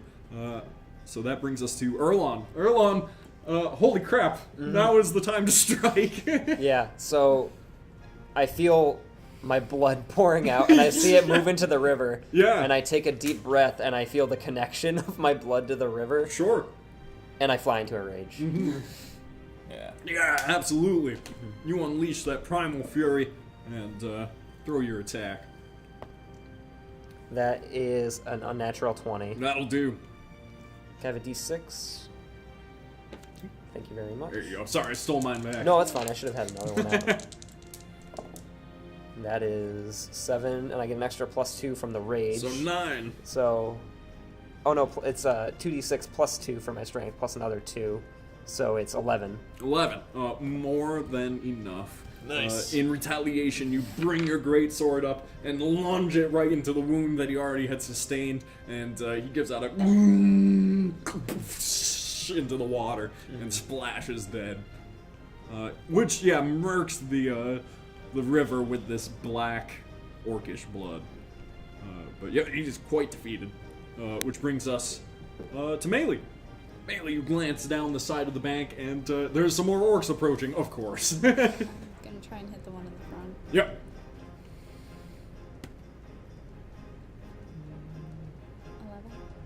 11 will barely miss one of these orcs. Right in between the feet of this moving group, but they kind of have this guerrilla tactic of, switching out who's in what position. It makes it a little harder to hit them than you would expect. Which brings us to Leander. Well, Leander, you are impressed at Erlon's tenacity that was a- in that he just got smashed. right, that would break the bones of a normal man. Yeah, absolutely. Like, Yeah, no. it looked like the type of blow that would, smash in a tavern door or something like that. All right, Leander's a tough guy. Come on, buddy. Get him, champ. Somebody else will take care of those goblins. And It ain't on me. I'm swinging at that orc Okay. in the front. All right, he's missing pretty bad. Whiffs it. I mean, a 7, but 7 isn't quite good enough. No. Gilroy. Oh, man. Come on, Gilroy. Decisions. Alright, I think, Gilroy will look at Leander to his right, see the sort of precarious situation he's in, take a deep breath, and slide down that ridge and follow Leander. Sure. Get, sort of right behind him if I can. Yeah, no, you could manage that. And then I'd like to sort of push my staff past him and unleash an inferno that fans out from the tip of my staff Nice. at these 3 orcs. What is the saving throw on that? Dex. The number? Oh, DC? to hit, or rather, 13. That's pretty good. Fail. Fail. Fail. Nice. Nice. So they're each going to take 3d6. Oh, sweet deal. Wow, that is pretty good. Very capable 11 apiece. You killed them all. What spell was that? Burning hands, technically. I flavored it a little bit. Yeah. Totally fine. A classic, and used to great effect there. Yeah, just enough. They barely stop at the end of it and fall dead. But yeah, you see Leander being at the ready, your dented shield. You bring it up, and you think that this is the fight. And then, you see poking beside you this little staff with some magic energy, some arcane power floating around it, and it coalesces, and right beside you, just, burning the side of your armor, and the whole bunch of orcs in front of you immolate, just burn to a crisp. I would never have done that, weren't you? Standing there. It is as much thanks to you as a shield as it is to me. Which brings us to the orcs. All those orcs are dead, and that leaves us with the goblins, who are not particularly brave, and unleash one volley of arrows before disengaging into the woods. They're going to target Erlon, seeing as they want to see him down. And they're going to hit with a 3 damage reduced to... Do you round up with rage? Or I think it's I think you rounded down. Oh, yeah. I don't know, honestly. I feel like you round up for pretty much everything. yeah, the standard Okay. rule is round up, but so we're going to say 2 points, Yeah. And we'll know for sure. An arrow just barely clips you, and an additional wound on top. But through your rage, you power through that feeling of pain, and one of them is going to target Gilroy. He misses. I with was just say I can impose disadvantage. Oh on that yeah, no. as Well, he misses anyway. Yeah, you immediately Spin around. just tunk, and the arrow sinked into your shield, and those two sprint off because goblins do not fight in that kind of circumstance. And that leaves you guys with the camp down there, which I'll just scoot you guys on over in that direction. Spit on the ogre's corpse before I leave. Oh yeah, absolutely. Can I grab a javelin or 2? Yeah, you can restock on those. Okay. Not the ogres, of course. Chantel joins you and reaches down into the mud beside the body of Von Variel and picks up what seems to be a book that was caressed under his arm. And laying next to the corpse was a filthy, albeit well-crafted longsword, if anyone would be interested. Sure. As she, it's a Mastercraft longsword. As she pops open the lock on the book, she goes, "Well, he certainly wasn't the best fighter, but seemed to be quite proficient at taking notes." And she flips through a couple pages. "Here, you have the sword. Good thing it won't go to waste. And I'll keep an eye out, and I think we should use this as a safe spot to rest for a while." So we're gonna get a short rest? Yep, you can absolutely take a short rest. Nice. So I get a spell back. Lay on hands. She begins to read through as you guys bandage up a bit, flipping through the notes. She begins to read through. It's a muddy tome in which only a few pages are left legible. And she goes, "Only nearly a day in the foothills now, and I sense something is amiss. The orcs seem more organized than ever. They seem like less of a common horde and more like an army. When they pass below my position in the trees, I keep hearing them mention a few names. Karagax, Kaul, Vorikin. I fear they have greater plans than the usual spring raids down south. Plans far more sinister. When I scouted further north, I saw the tracks of larger humanoids dragging something heavy through the mud."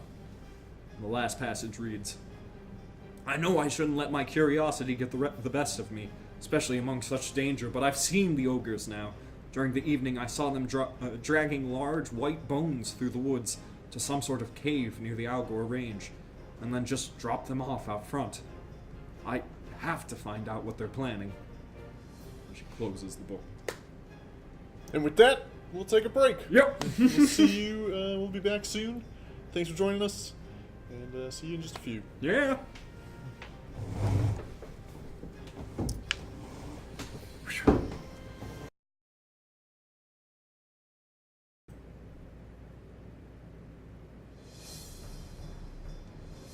And we're back.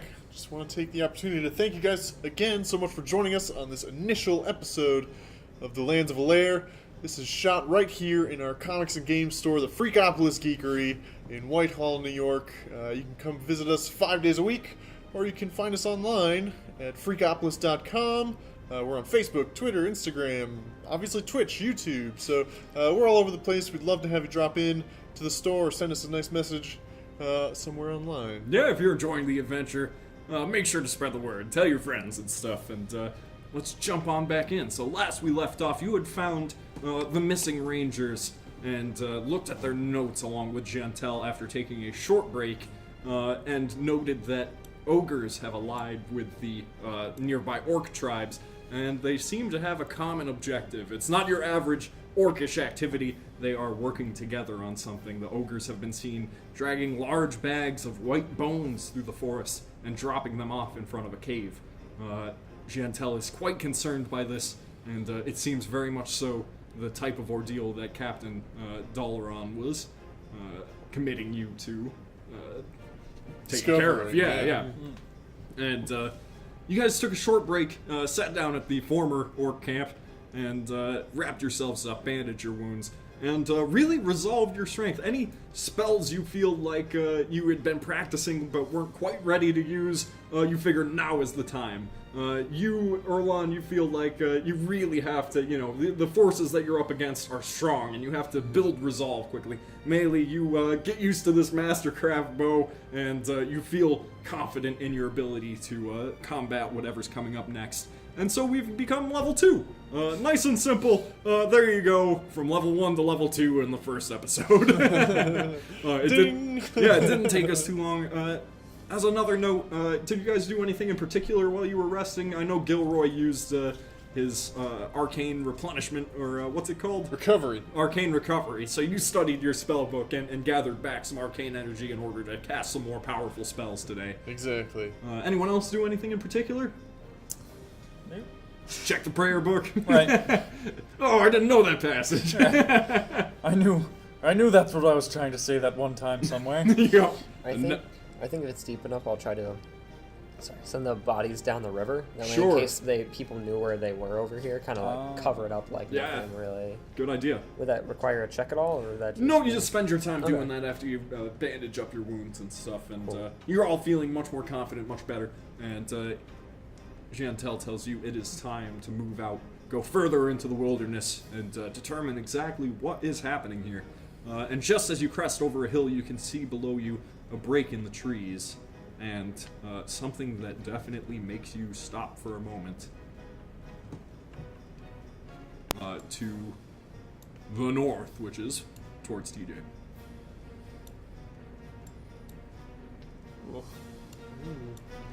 Oh, Jesus. Well, that looks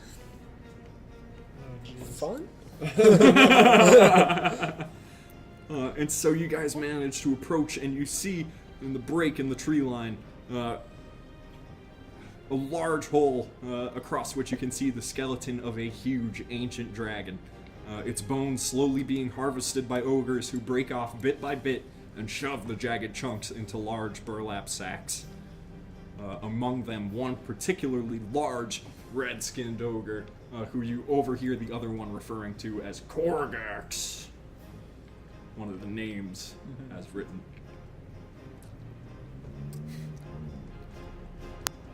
What's the plan? Hear them audibly from here, or They're, mostly grunts and stuff. It's not too much of a conversation. okay. If possible, I'd like to try to stealth up closer Sure. and use my Mask of the Wild ability and obscure myself through the trees All right. to remain unseen with that power. Move up to about here.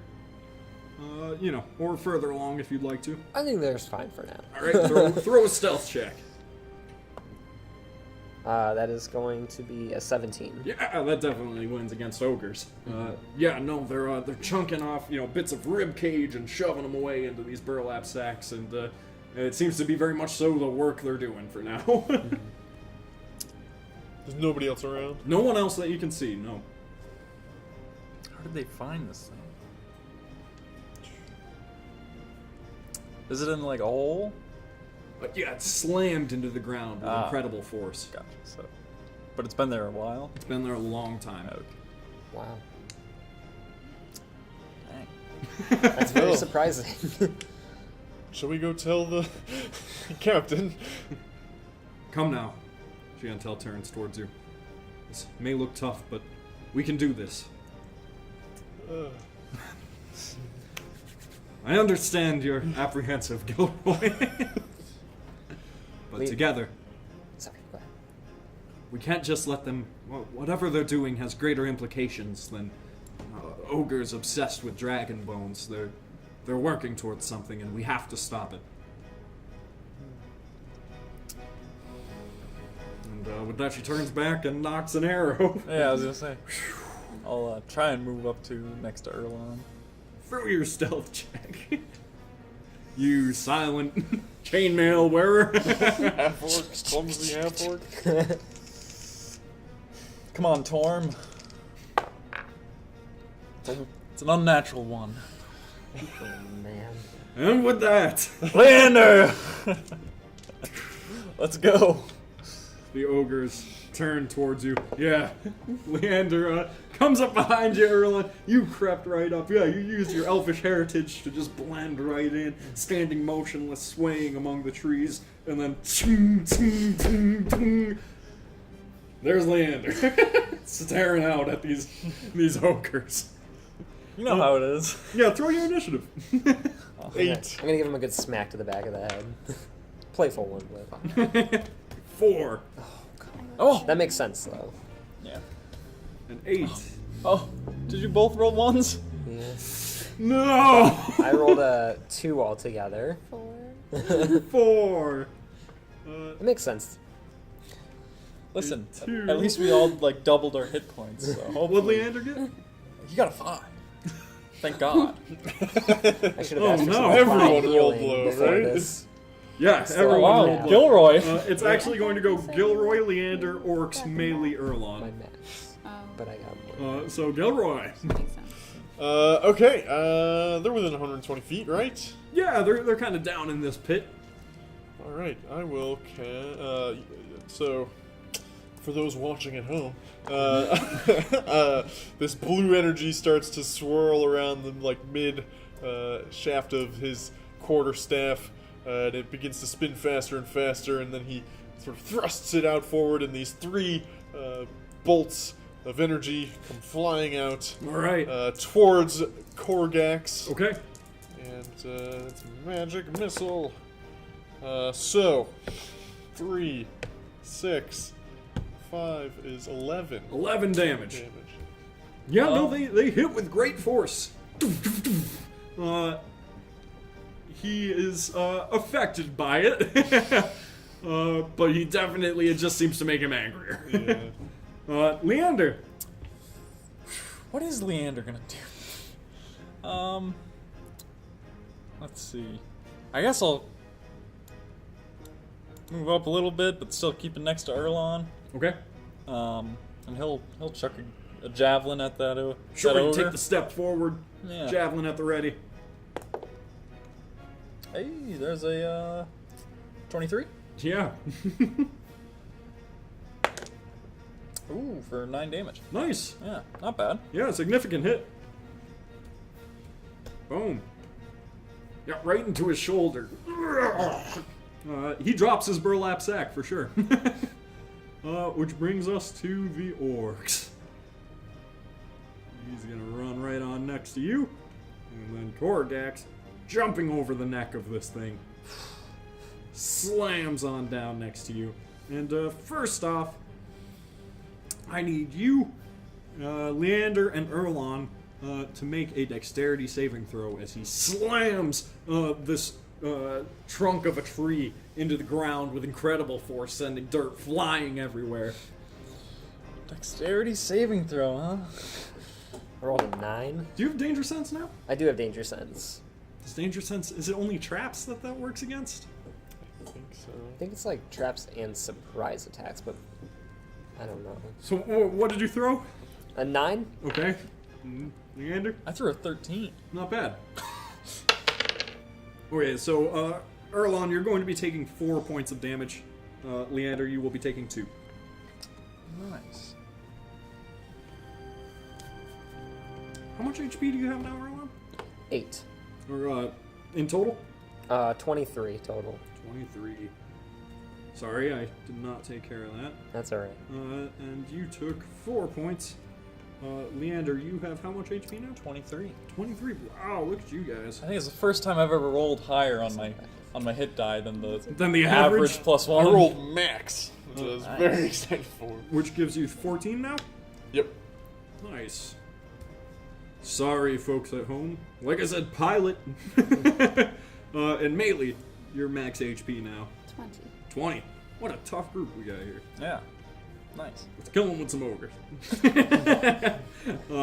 So yeah, Leander, you only take 2 points of damage and manage to stay standing, whereas Erlon, you get kind of thrown to the ground by that and knocked prone. And with that, we're gonna throw a snail on you. And, with that, the other ogre brings down. I'll impose disadvantage on that. Sure. So I just, Cancels out. Yeah. So he's throwing a 12.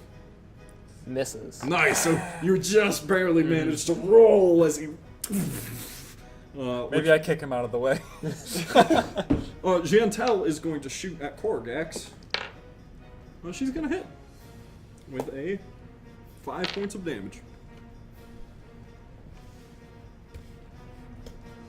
Which brings us to melee. I'm going to try and shoot Korga. Yeah. Following suit. Can't do that still. 15. 87. 15. Yeah. That is a hit. Thank No worries. 6. 6 points of damage. We'll whittle him down. Yeah, no, he's starting to be covered in pierce. You know, there's a javelin stuck in him, a few arrows now. He doesn't seem to be slowing down. Right.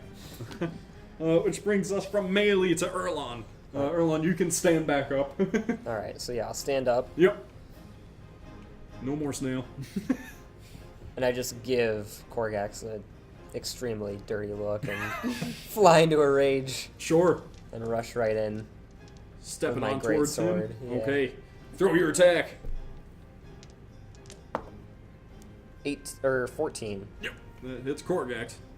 It's like the broadside of a barn. Yeah. That is 10 damage. Nice.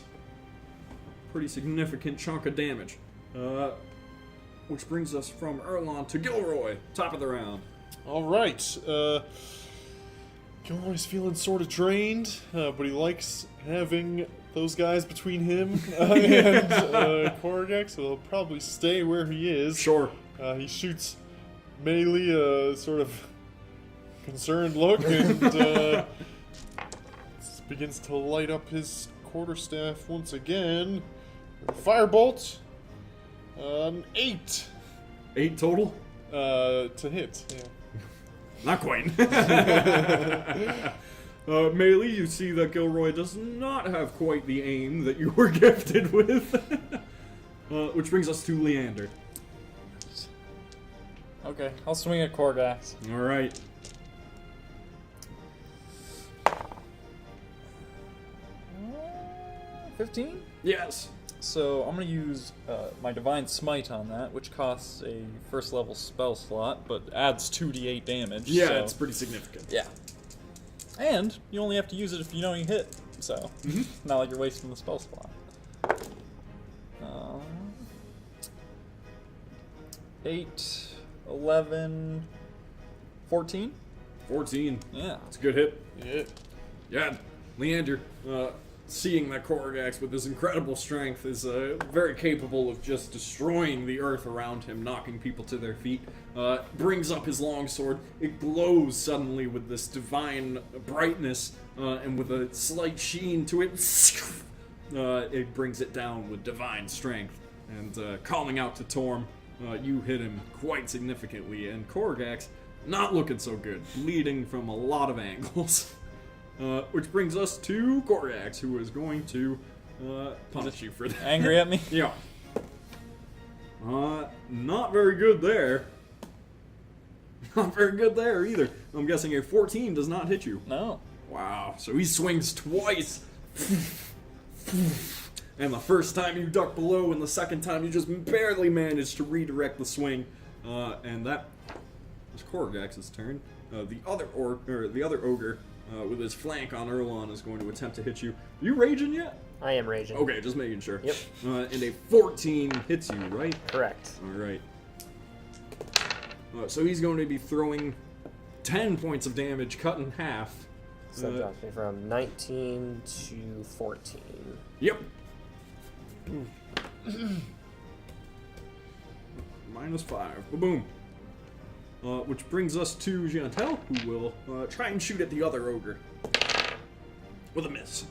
Which brings us to Melee. Bring it down, melee. I'm gonna try and shoot Korgax. Yeah. I'm gonna move up a little bit closer to Chantal. Sure. Kind of by your side here, or? Yeah. Alright. You know, those treetops are the treetops, not the trunks. It's fine. 11. Yeah. It hits him, but Wow. does not pierce his incredibly thick hide. Which brings us to Erlon. Yeah, I'm just gonna put all the force I can behind this heavy blow. I'm gonna make it a, what's the name of the attack? Savage attack? Reckless attack. Yeah, reckless attack. So close. Yeah. So I take advantage on attacking him, but if he attacks me, he also has advantage against me. As will that other ogre. So that's a 19 for the first roll, a 6, so that is 23. Yeah, that definitely hits him. Come on, Erlon. Oh my gosh. So that is 6 damage. No, well done. That's as much HP as he had left. Thank God. Yeah, being battered aside by this other ogre, you manage to turn towards Kargax, knowing he's the major threat here, and slice upward at him, cutting him down. Use a two-handed sword, right? Yeah. Great sword. Dead. A tiny little death marker. Now we have this other ogre still alive. Which brings it to Gilroy. All right. Stealing himself. Once again. Finds the willingness to spark up his quarterstaff. Once again, shoots a firebolt at a fresh ogre. A 9. Stick with the transmutation, Gilroy. I'm doing my best. Gotta get this thing under control.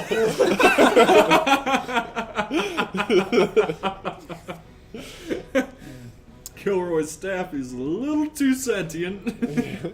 Leander. Suppose I'll do the thing that I do. Rush on over Yep, swing at to this. the midst of battle. Swing at this ogre. Alright. Oof. And 9. No. Yeah. 9s don't hit these guys. No, they do not. It is established. An attack on Leander. We know this now. Definitely a hit with a 24. We're going to be taking 11 points of damage, Leander. Oof. Which, yeah, significant hit there from that Yeah. ogre. Didn't quite manage to deflect it this time. No. Which brings it to Chantel, who will scoot aside a bit, get a different angle. Give Melee a different angle. And shoot at that ogre. With a 14. I roll a lot of 14s tonight. Yeah. She's going to be dealing 6 points of damage.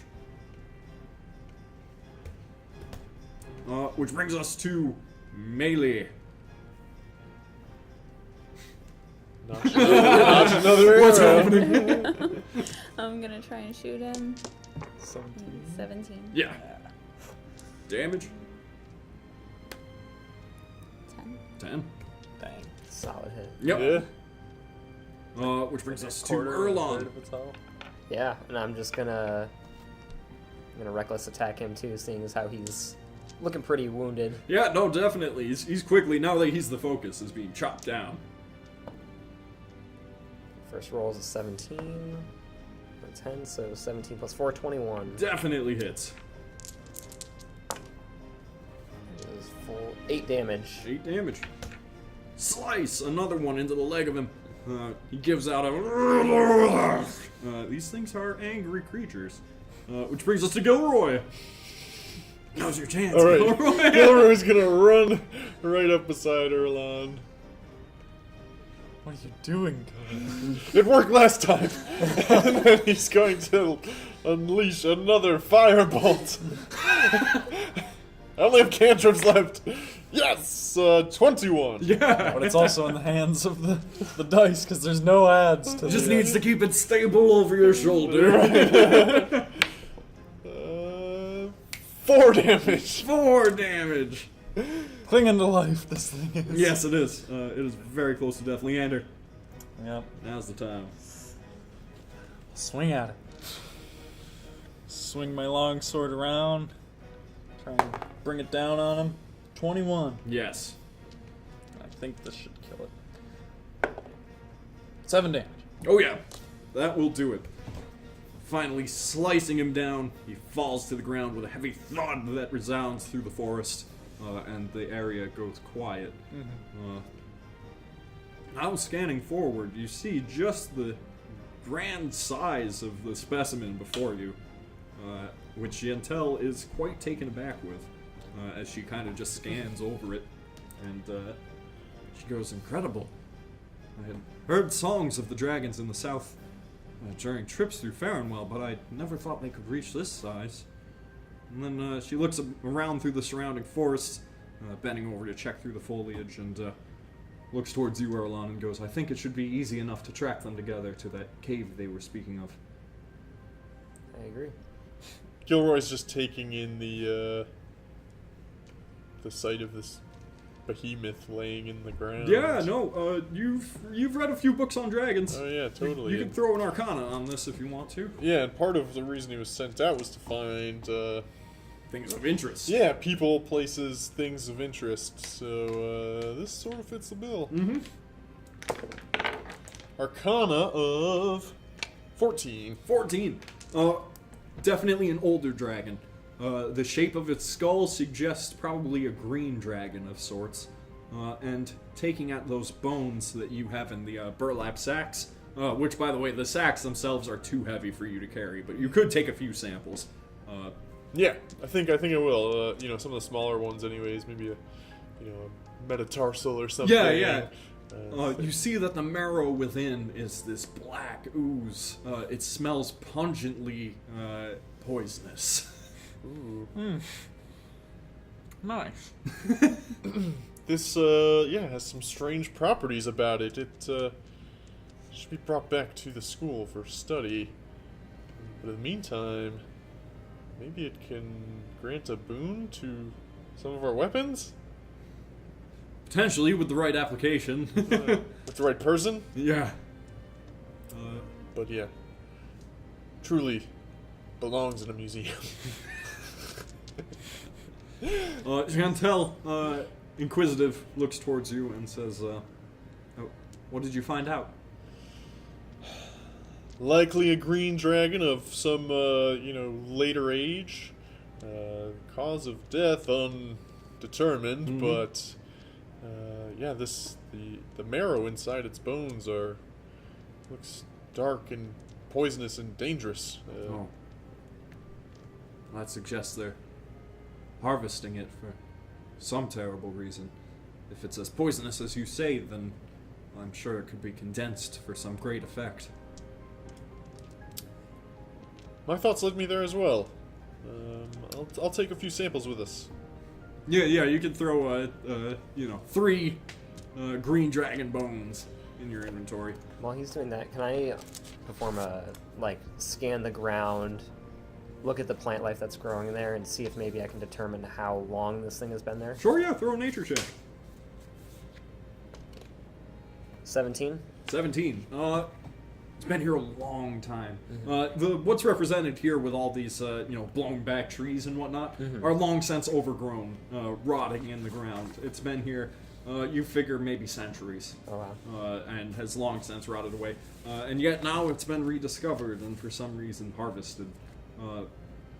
Gilroy, in the books you've read, green dragons are all about the poison. Yeah. It makes sense that their bones, the marrow itself, would be very toxic. So Giantel turns towards you. It's pretty late in the afternoon now. You've been trekking up through this way since the very early morning. And, anything melee? Nothing in particular. All right. She asks, now then, we'll trek towards the cave, but do you need rest before we do so? I do. I'm pretty exhausted. I can't. I was gonna say, you just raged. Yeah, twice. Yeah. So I'll definitely need some time to rest. All right, then. And Leander's probably not looking too good. So I'll scoot us on over to this camp area. Those health potions from before, did any of us take those? Did Jintel? Jintel definitely took them if no one else did. So feel free to I'm still doing well. distribute those as you please. Whoever could use a health potion or two. How much health do you Full need? health. I've lost 9, so I'm at 14 out of 23. Perfect. You get 9 back. Thank you very much. And I'll spend 1 on myself. All right. So if I could have a health potion. Actually, I've got a spell slot left. I'll use Cure Wounds. Is this going to be a long rest, or? It can be. Yeah. I mean, I could certainly use it. Feeling quite spent. All right. So yeah, you guys make a fire, set up some tents, spend the evening resting and preparing for the journey ahead. And while you're relaxing by the fire, Giantel turns towards all of you and says, "You're doing quite well so far. I'm impressed. As a ranger of Tyanethra, it's impressive to find such interesting folks this far in the north and managing to fend off orcs all the same." Agreed. I never realized in our journeys north that I was sitting with, amongst truly talented people. The way you slain that ogre, Erlon, I never pictured it. And melee, you've proven to be quite the capable shot. And Leander, thank you for your aid and helping me through my first battle. I was sent out to find people, not unlike yourselves, and I'm glad to be in the company of you. And this will be dangerous yet, but I'm glad to be by your side. What's your familiar doing? Probably just being creepy. Just sort of Going around. floating there, Yeah. keeping an eye on things. Maybe chasing bugs and stuff. Sure, yeah, he eats fireflies. And Yeah, whatnot, yeah, but exactly. he's good at scanning the forests around you for sure. Yeah, I mean, his eyes are... Yeah, looking every direction and checking stuff out. He's a his name? surprisingly curious little floating beast. Silas. Silas. Yeah. Yeah. Yeah, I'm supposed to roll initiative for him and stuff, but... Not including him in the combat at the moment. Yeah.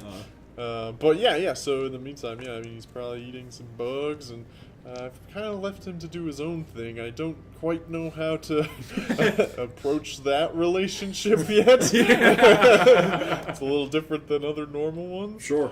But I'm happy to have him. After he gives that speech, I kind of give him a slap on the back. Probably takes a little bit of the wind out of you and go, "Gilroy, you're all right." Thank you. Thank you. Just stay ahead of me, please. Don't leave me too far behind. Giantel gives a nod, looking about, and says, when I find myself this far north alone, I like to think of home, back in Tynethra, the family that left me for dead. I'm sure you all have stories of how you ended up at the forward camp. Mine is probably just as tragic. She sits back and looking up at the stars, she begins to recount the tale of how some Farewellian inquisitors came about, finally managed to find their way into Tynethra, which is considered a very hidden civilization, a difficult place to make your way into if you don't know the path. But they were murdered, and due to her family name of Duskrin, and being a half-elf among a society of elves, she was offered as a scapegoat, and in that she found herself exiled from her people and sent up here.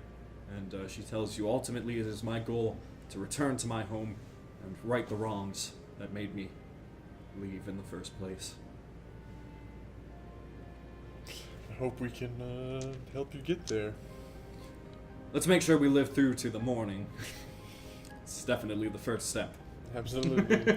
After she recounts that, it makes me reflect on why I'm here. Yeah. Because I left to get away from the Farewellians and my people and the encroachment of the Farewellians and all of that struggle. I just wanted to live my life on my own. I'm only 25 years old. Right. And now I feel a little bit of guilt because she's trying to get home to her people and I've kind of abandoned mine. Yeah. And ended up on the front lines because of it. Yeah, upon reflecting, you seem to be in similar yet somehow opposite circumstances, where you left to find adventure, and she wants to return home as her adventure. But she does note that if you travel south, she'll probably be among you, and she looks forward to our freedom together. And with that, the night goes by relatively quietly. Not too much movement. You do see, on occasion, your familiar notes. There's some lights over there. It's torches. There are orcs in the area. But you keep the lights down low enough and stay silent enough that the night goes by without issue. And you make your way in the morning.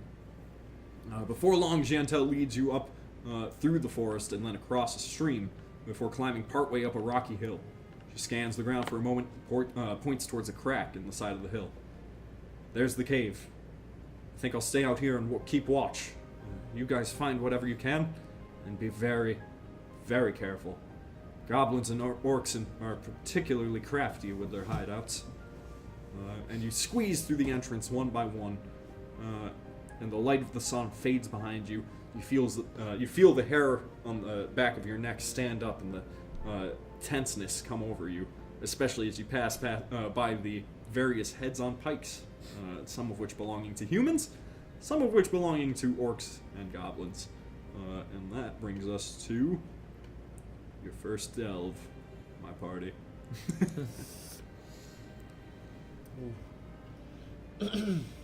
You'll note that we have a field of view, so don't be afraid to tell me I turn around. In particular, as an example, melee, if you were to turn around, you should be able to, now you can see Giantel is keeping watch outside of the cave. Cool. There you have it. Yeah, there's some rotting human heads on pikes just in a little alcove inside of this space. Erlon, I put you in the front with Leander behind, then Gilroy, then melee. I assume this makes good sense. Makes sense to me. I think that's fair. Yeah. Plus, you've got danger sense now. Yeah. I would stumble into traps. You have at least a little buffer before. So you hear a bit of scratching movement within the cave, as well as the sound of rushing water from deeper within. So I guess we approach slowly. Sure. The intersection. Make your way on up. Looks clear at the moment from the angles you can see, though you have fought enough orcs and goblins to know they love these nooks and crannies and stuff, so you gotta be cautious. Which way would you like to head? What do you all think? I'm partial to the left personally, but Okay, let's do it. All right. I'm following you. I didn't even know there was an intersection. I'm blind. I'm totally blind. You've got. I said, do you have like a Silas. torch, or are you like holding onto somebody's back? Yeah. I mean, I probably do have an arm on Leander. True, Silas is here. As I we don't go know. around the corner, can I kind of walk backwards so I can look in the Down other this path? hallway. Down that way? Sure. I mean, not. Yeah. If I can kind of keep turning to Right. see if anyone comes up behind us. Yeah. No, glancing down that way, it seems clear for the moment. Good idea to keep an eye back there. Yeah, light source. I'm guessing, Gilroy, you can pop up light in the snap. Yeah, so I will. Once we get out of the sort of daylight creeping in, I'll blazon my torch. Sure. Erlon, you continue making your way through this natural cavern system. You can see now that there is some mushrooms and stuff that grow alongside the walls. Definitely the type of dank, dark place that goblinoids just love to live in. Yep. Go around this corner. Yes. All right. When you make your way here, surprise, surprise. Some dank goblins. Some dank goblins. Of course.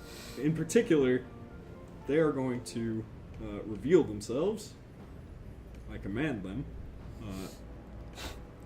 And they're going to shoot little short bows at you and poke you with a spear before disengaging and running on down this way.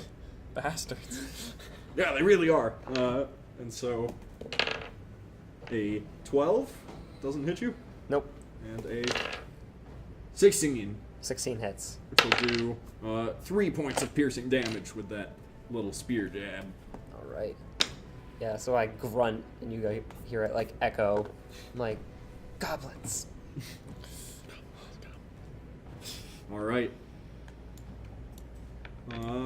What are the rest of you guys doing? I mean, we see him, right? So Yes, you do. Well, you see them for a moment before they. scamper off. Yeah. Hmm. Do we want to follow them? Well, following goblins is usually a trap. But, yeah. They stabbed me. I'm following They them. stabbed me.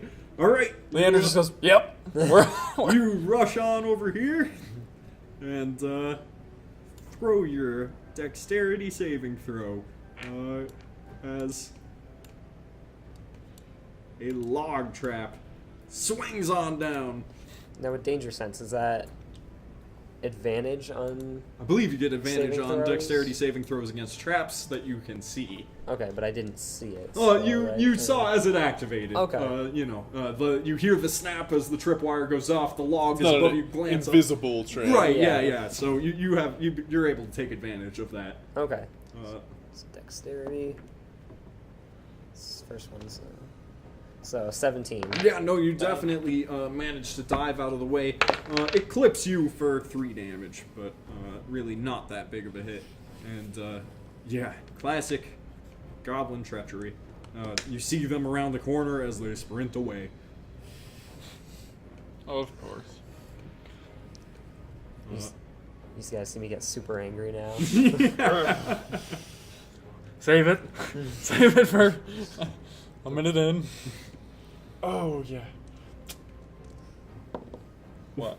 I wanted to ritually cast mage armor, but I forgot. Ooh. I had thought of it like when we started the camping scene, but It's too late now. Erlon, you are starting to get frustrated. Yep. Charging on forth, and down a natural set of stairs, you see this scene. A small flowing river, subterranean river, with a few logs laid across it to be able to cross over it, and a group of goblins with arrows knocked on the far side. And it's probably time to roll initiative. Lucky you guys. natural 20. What? So 19? You don't get to enjoy that. It's even a roll that like it doesn't matter on. 21? 21. Melee beats you. Aw. It's okay. What about you, Leander? I got a 13. 13. Also way in the back. Yeah. Uh-oh. I'm a little frozen up here. Pilot! There we go. Hopefully. Melee, you had a 21. Leander with a 13. This is taking ages. Well, we'll have a general idea. And Erlon, what'd you get? I got an 8. An 8. Alright, well that brings Melee up first. You're kind of in the back, Melee. Yeah. You have to squeeze on through there in order to, I'm gonna go right up to the front where the planks are crossing the river. Okay. Up there. Yeah. And I could. I'm going to try and shoot the one furthest to my left. Gotcha. Okay, for 11. Ooh, he's just a little too dexterous for that. He manages to dodge to the right, which brings it to Gilroy? Gilroy with his natural 20. Yes. Alright, so I think I'll move up to the corner there. Pilot! And, yeah, right there. It's not actually in the rock. Nah, I'm peeking around the corner. Yeah. And sort of the tip of his quarterstaff is already what's got light on it, but a little quicker now. Sure. The firebolt comes out the tip of it. Yeah. Doesn't take him so long to get it warmed up. 12. 12 will hit one of these goblins. All right. I mean, I'll hit the closest one, I guess. So the one just across the river from you? Yeah. All right. For 10 damage. Oh, that kills the crap out of a goblin. Nice. Yeah. What was that with? Firebolt. Fireball. This one is spectacular by comparison to the other ones, and truly blasts that goblin to its feet, and he lies there with it, dead. Which brings it. So Melee had a 21. Gilroy had a 19. Sorry guys, my computer totally janked out there. Leander had a 13. 13. Erlon had An 8. an 8. Okay. Thank you for bearing with We me. close in on those things? So that brings it to Leander. Leander, everyone has rushed past you, squeezing past you and running down these little natural stairs here. You're kind of left in the back. How sturdy are these planks looking? Like wooden planks. Goblin sturdy. Yeah, exactly. Be nimble. You're gonna stop right there, and he's gonna throw a javelin Okay. at the closest one. Sure, the one right across the way. Yep. 11. 11! Splinters on the rock beside you. Which brings us to Erlon.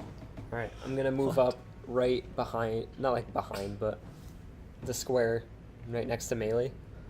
Yep. And do any of the goblins there look like the one that stabbed me? Yeah, it's the one in the back. Yeah. The far back there. I'm gonna pull out my longbow, point, and then It's the most close quarters ranged battle I've ever seen. We really don't want to cross those No, planks. no one wants to go across the river. so that is 11. No. 3 11s in a row. Right? Swing! Oh, man. Not quite. Which brings it to the goblins. 3 goblin arrows. 1 at Leander, 1 at Melee, 1 at Erlon. The one against Leander is throwing a 21 for 5 points. The one against Melee is throwing a 13, so just barely misses, like goblins tend to do with Melee for some reason. And I'll impose disadvantage on the one trying to hit Erlon. Okay. A 14? Hits. Ooh. For 2 points of damage, literally the lowest. Have you taken a single hit this game? No. No. Wow. Everything just barely misses her. So -5, Those two. -2. Back to melee. Back to melee. I don't want to cross the planks. I'm gonna. Everyone try. just looks at the flanks like, oh no! I'm gonna shoot past Leander and try and hit the one in the back. The far back, or further up the stream? Further up. Okay, yep. 9. My back. A natural 1? yeah, Leander. It was real close. Not quite, but... Nicks your ear. It hits my shield, but on this side. Yeah, exactly. It's like... I do better out in, like, forest and fields. Hey, you've got a longbow, right? Like, which brings it to it's Gilroy. cave. You're human. It's dark. There's a lot of excuses. I think I will cast my trusty spell. Quite a wide variation in spells you've made use of. I've mended some. There's nothing to mend here. Mending. Yeah. So I mean, I think that's literally like the only damaging cantrip I have. So. Sure. It's a good one. 20. Okay, yeah. 7. Yeah, nice. Yeah. The one right across the way? Yeah. Dead. I'm getting the hang of this, guys. Oh, there we go. Sorry. There's the big X's. Yeah, big old X. That's what we should be using. Pilot! Which brings it from Gilroy to Leander. You know you can only use that once. This one episode is the only time you can say that. Planks of Doom. So now you look upon the planks of doom. Big ogres, tons of orcs. Planks. Fine. Planks. Guys, we gotta be careful. This could get dangerous. Can I roll athletics to just jump it?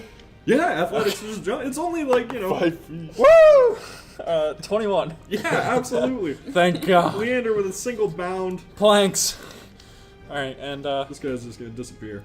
well, I know Erlon really wants to kill that guy in the back with the red, so I'll try and hit the one melee tried to shoot at. The little One on top? Yeah, next to Alright. the other plank. The other plank of doom. A 25. Yeah, that hits. Divine smite now. You goblins die! Oh, should have. 4 damage. Oh, still standing. Which brings us to Erlon. Come on, Erlon. Alright, I'm gonna try to fire my bow at that one again. You! Natural 20. Sweet deal. Yeah. So would this be... So they're both 1d6 plus 1, so 2d6 plus 2. 2d6 plus... Are you using a longbow? Yeah. D8. Yeah, 2d8. Have I been using it wrong? Oh, wow. Pilot. Good call. Yeah. So it's 7... 14 damage. Nice. So that particular goblin, who was having fun with this and dancing about on the other side of the river and loved the fact that you got a little gash in your leg because of him, immediately gets an arrow between the eyes and dies. Who's up next? Up next is that single goblin there who desperately lashes out at you, Leander, seeing as you have him quite cornered. Desperately with a 19. For 3 points. Not that bad. He nicks you with a dagger, brings it to melee. Melee, there's only one of those little guys left. I'll try and hit him. Yeah. Same guy I've been trying to hit this whole time. Oh, jeez, a melee. Got a 1. Natural. There's 2 1s in a row. Oh no! I'm not gonna be one of those guys that tells you your Mastercraft bow breaks, but I got another. but it definitely wildly shoots in the wrong direction. My shield again. You sure there's not goblins behind us? Which brings it to Gilroy. Hey! Alright. I set my sights on this one remaining goblin. Actually, no. I'm not gonna do that. I'm gonna look at Silas. Go get him, Silas. Floats lazily over the river. And I mean, technically, I can cast spells through him. Through him, yeah. Cantrips for sure. Yeah. So, Cast light on like the goblin's cloak or something. Just blind him. no, I mean literally the only damaging cantrip I have is firebolt. So. But it's cooler coming from him. Right, exactly. So, natural 1. Oh man. Oh, poor Silas. He floats on over the river, and you tell him, get him! And he looks up at the goblin, and this little beam of fire hits the ceiling. A couple of rocks tumble down, and in doing that, it pushes itself and dips into the water and comes out spinning, all discombobulated. Are you trying to kill me? Poor Leander is like... It's like everyone's betraying him. This is what I'm playing the whole time. It's okay, little buddy. Leander. Come back over. Oh, I wish I could All rage. the way around. This one goblin. Choke slam him? Sure. No, I'll swing at him. A 15. Yes. That's not a roll. Okay. 9 damage. So dead. So very dead, as you should be. Yeah, you give him a slash, he stumbles back, falls into the water. Gone. And you hear, further down the way, you're chattering. People are definitely listening in on this fight. By the divines! In which direction do we You go? could have killed me! Well, further down towards these natural stairs here. Gotcha. At least we don't have to go over a Leander, you plank. turn back, yelling across the stream. Yeah. I go over the planks. Alright, yeah, taking your time, it's not a problem. Yeah. You can make your way. And Erlon, you take that forward position again. Yeah. Cool. Gilroy and Melee left on the other side. Yeah, Melee can make it over, no problem. Gilroy. He's got it. After, you know, a single little slip.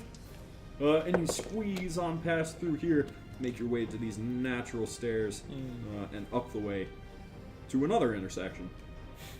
Oh, actually. Boom. What would you like to do? Well, I learned my lesson a little bit from last time, so I'd like to try to stealth around the top area. Look up that way? Yeah. Alright, throw me. What you do see is, for a moment, one of those orcs. He was looking down in this direction, and pretty much no matter what you attempt to do your stealth, he would have noticed you. Gotcha. With his dark vision looking down this way. And he runs on back over here. Can I say that I used lay on hands on myself? Yeah, you still got time to do that. Okay. How many points? Back to full, so 8. Plus I got 2. Nice. Melee and Gilroy kind of make their way on up, and why don't you throw me a perception check? Erlon.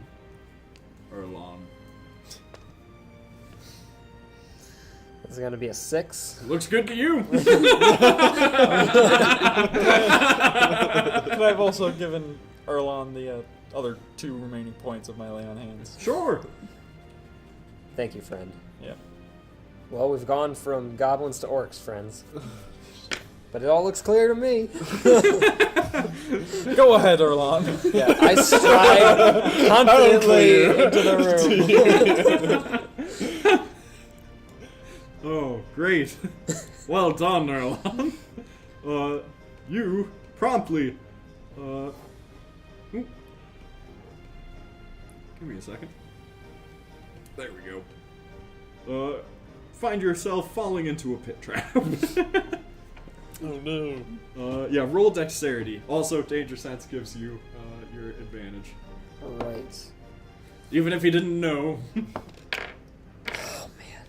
So the highest one is a 4 plus 5. Jeez, Guys, what's 5 altogether. we are not built to dungeon delve, are we? My place is among the trees and the mountains. falls with a hefty thud into this 10-foot deep pit trap, taking 4 points of falling damage. Leander looks up, looks around. Where'd he go? Yeah, and then looking down, you see covered with some various wreckage and foliage and whatnot was a 10-foot deep pit. Erlon, with a groan, looks up in your direction, and you hear orcs getting at the ready, the banging of shields and that kind of stuff. What's down this other path? Do you glance down that way? Yeah, just a bend. Sure. Look on down over here, Gilroy. And Just a peek. is it revealing itself? No. Let me check something real quick. Oh, right, because I have no light. yeah, kinda. There we go. What you see before you is a little cave alcove of mushrooms, with a single little goblin dancing around among them. They're growing on these dead bodies.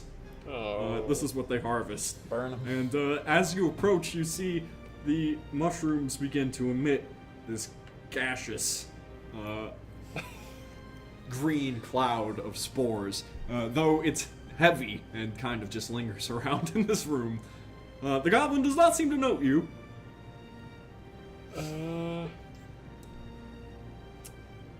You know, This guy's alright. I'm just gonna take a mental picture and go back to the party. What's down that way, Not Gilroy? doing anything there. Just blank stares, walks back. I kind of turned around trying to figure out where he went. Just Sure, I yeah, see him yeah. come back around All that good. way. There's a mushroom farm with a dancing goblin in it. We'll deal with it later. Yeah, you seem to be having a good time. Where's Erlon?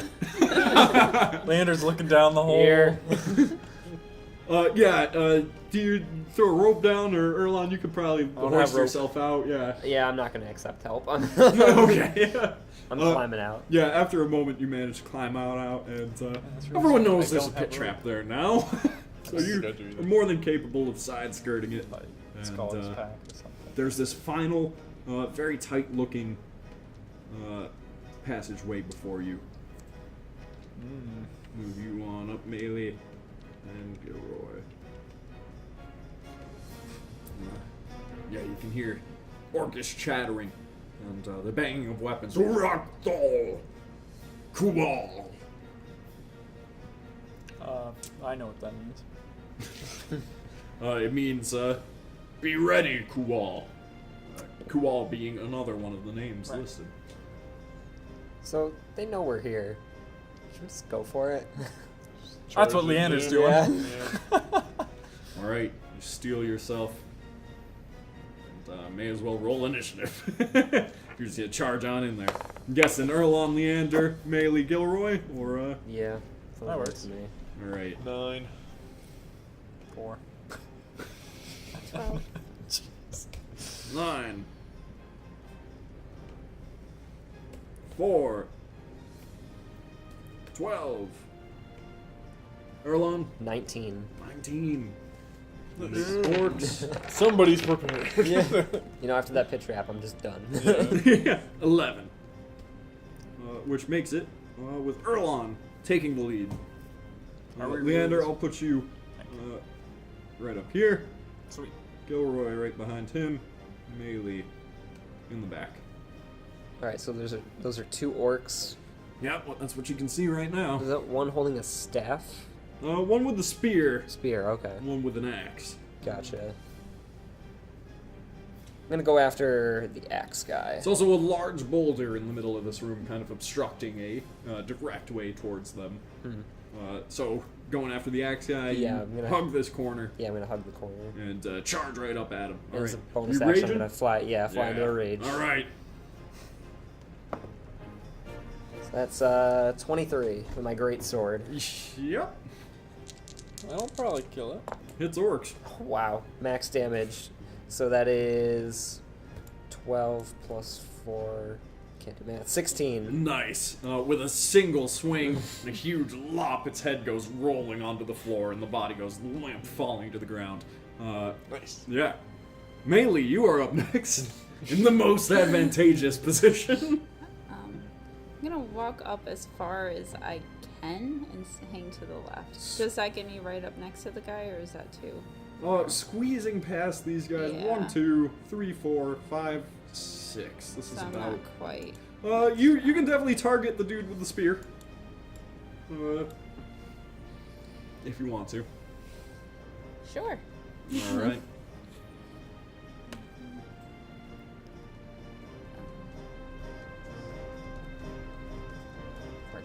Yes.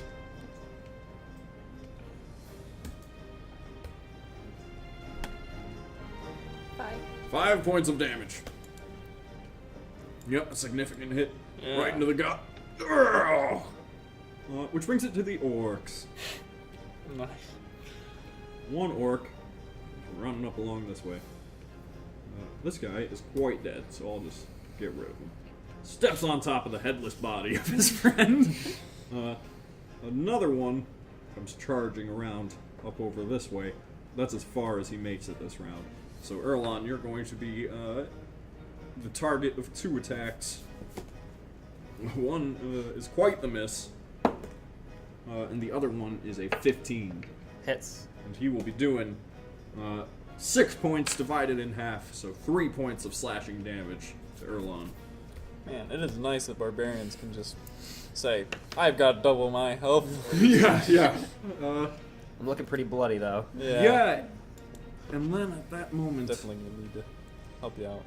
a strange-looking creature, Kual the Poisoner, comes kind of slinking on down the way. He carries a shamanistic staff covered in the skulls of various birds and black feathers, and he points it in your direction, and I need you to make a Constitution saving throw as a cloud of poison surrounds you.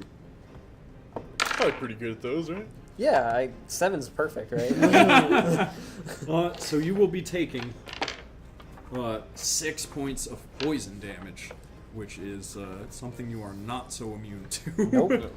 Looking pretty, Yeah. Now that particular hit, you can take, physical punishment all day, but once this poisonous gas enters your lungs, you can feel it is rough. Which brings us to that's the orc's turn. It brings us to Gilroy. So if I move, where would I have to move to have line of sight of this guy? Of Kual? Yeah. Past Leander, you could get it from this corner here. This rock here is not particularly huge or obstructing of vision, so All right, I'll try that. come along, hug that corner, and yeah, you have the view of him. And I will respond with 3 bolts of force damage. Classic. Dealing 5, 9, 12 damage. That's a pretty good magic missile. Not bad. And that reveals to you that, though not as tough as an ogre, this is definitely a veteran goblin. Absolutely has quite a bit of strength behind that slinking demeanor. Which brings us from Gilroy to Leander. Right. Leander, you're starting to hate these closed corridors and tight spaces. It's tough to swing a long sword or wield a large shield in this. 5, 10. Okay. Squeeze by and move up here. Where's that? Yeah, no, that would be about the extent of it, though. You make your way past, pretty much squeezing through everyone. You would have an attack of opportunity made against you. Okay. Can I move up to Yep. Koala the Poison? Yeah, you could probably get right up next to him. Okay. So. And attack one of attack, which will not hit. Okay. So yep. What you gonna do? I'm gonna use Compelled Duel on him. So he makes a Wisdom saving throw of a DC 12. He fails. So now, for the next minute, we are like, he gets disadvantage on any attack against anyone other than me, and so do I. If any friendly allies hurt him, the spell ends, but he can only attack me, he can't run away unless he passes a wisdom save. Nice! So yeah, you walking forth, speaking the tomes of Torm, you, with a flash of divine sense in your eyes, look at him, challenge him, and he is compelled to listen. Yeah. And so, throw a swing at him. Okay. 16? Yes. Nice. And, can you use two? The Compelled Duel was a bonus action. Then yeah. Okay, sweet. So I'll use Divine Smite? Yep. Alright. And, slam him with it. Slam a jammer. That's gonna be pretty good.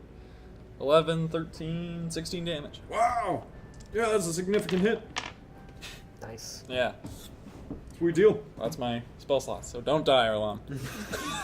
Which brings us to Erlon. We got potions. We do have potions. Yeah, I'm gonna attack the.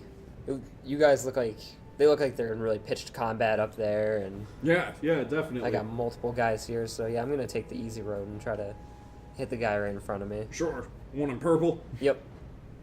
A Purple strangely well-dressed orc. You got a good fashion sense.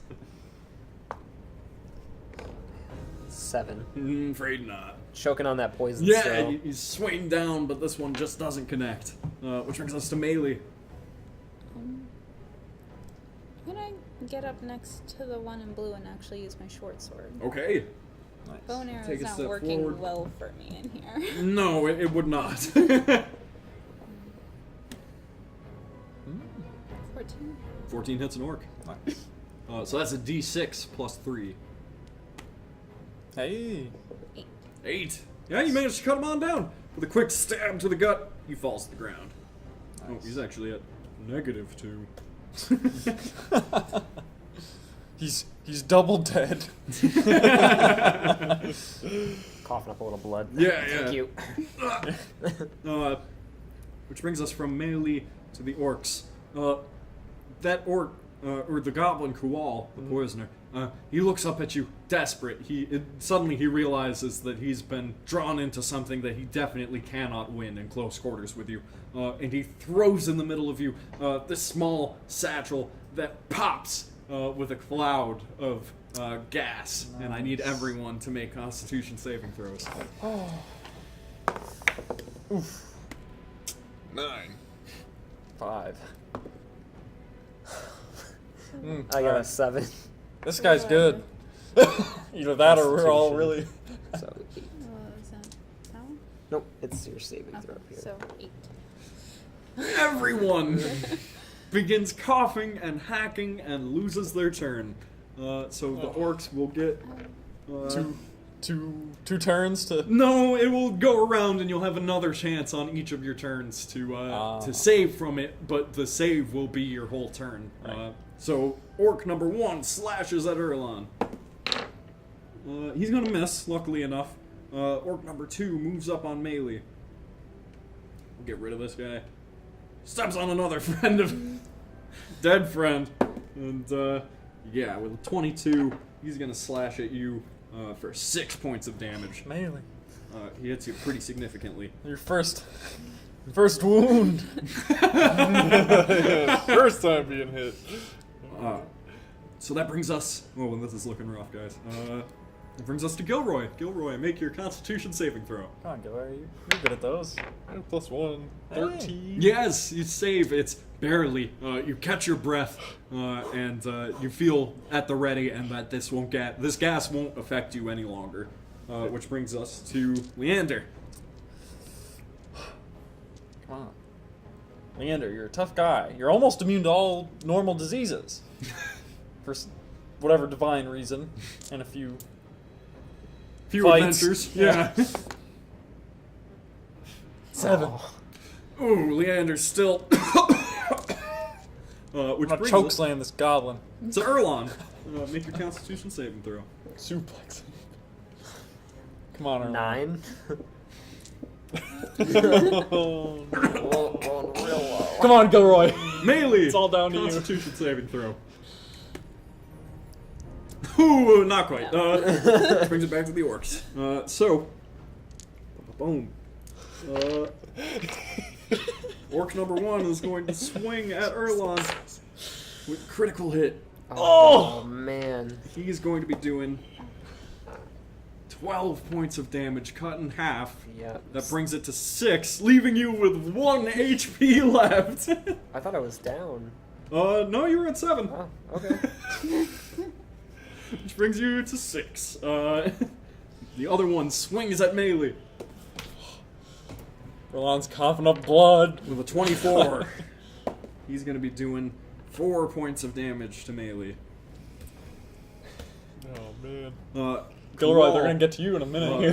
Kual looks up at you and, seeing he has the advantage with you coughing there, blows another burst of poison in your face, and I need you to make another Constitution saving throw. Qual, you're gonna get. You don't want to know what's gonna happen to you. He's gonna be disqualified 10. from the fight.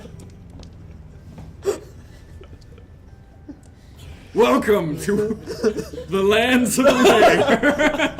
10, and say goodbye. You are going to be taking 9 points of poison damage. Jeez, we're good. We're still good. Which brings us to Gilroy, who is recovered. Gilroy, what are you gonna do? Get those orcs, Gilroy. Get those guys? Yeah, get those guys. They'll be able to mess with you guys more. You have good luck if you stand next to people, right? That's true. I mean, can I roast those 2? Without hitting Erlon? Not from that position. If you move, If you scooted up, yeah, you could move past him, you want to move like up here. here. Yeah, sure. Wherever is. Yeah, the cone wouldn't necessarily hit Erlon or melee if you angled it right from there. Okay. As far as cones are concerned, I always, you wouldn't be stupid have, enough like- to just blast your Yeah, friends. yeah. Like, you can scoot to the side, yeah. Right. So. Or push it up farther past Yeah, them. I'm not too peculiar on those. So, all right, I need dexterity saving throws versus a 13. Yes. 1 fail, 1 success. So the purple guy, he gets burnt bad.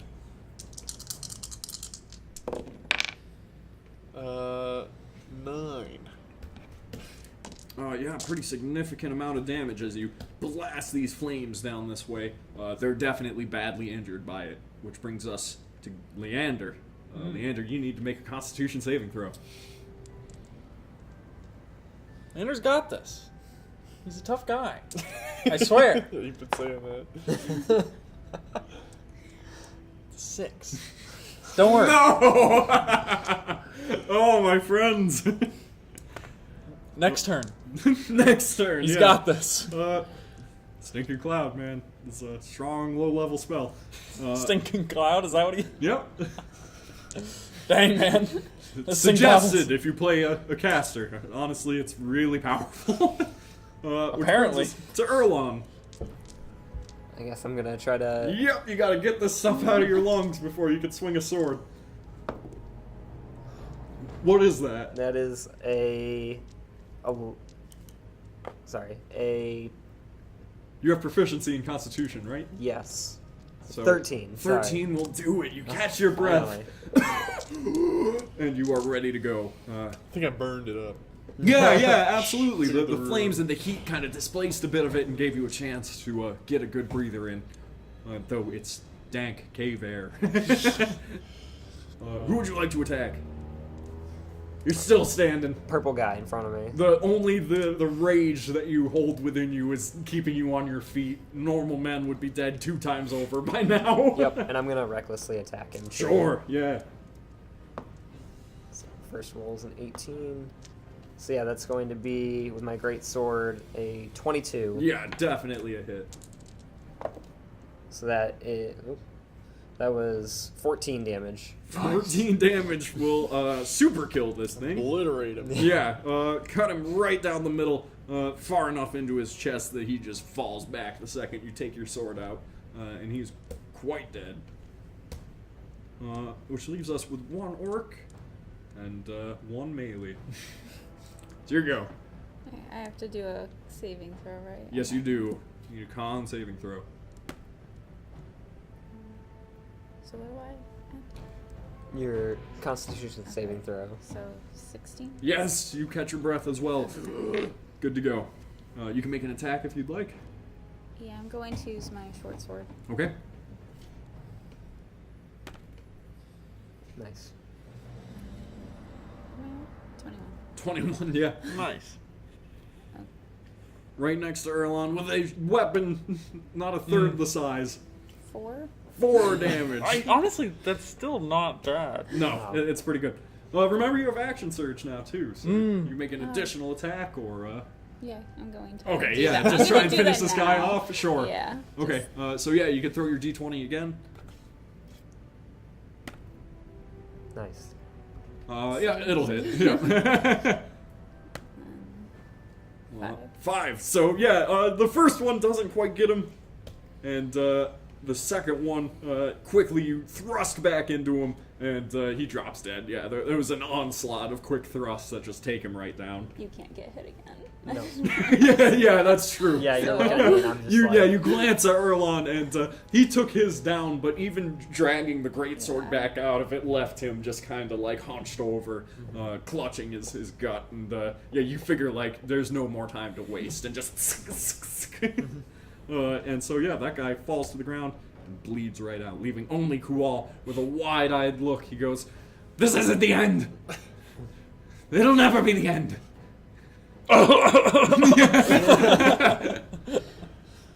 Which brings us to, from melee to Kual, who's going to try and kill you. So roll a Constitution saving throw as he pulls out another bit of dust and whips it at you. 10. Don't. Go ahead. 4. He's going to be doing 8 points of poison damage. I'm a tough guy. Yeah, which leaves you pretty far down. I've said that 10 times. Every time. Is that your mantra? It's what I'm gonna say every time my health gets progressively lower and lower. I'm a tough guy. Don't worry. Yeah. Though he is compelled to be locked in combat with you, and so he does not run away. Gilroy. All right. I got this, Gilroy. Silas, I can't control him. And he heads over towards the koal. Sure. And what's he got? 4 Yeah, eye he's got stalks, 4 right? eye So I stalks in the think, central one. They focus in to a beam of light, and firebolt is cast by Gilroy through Silas. 12. Not quite.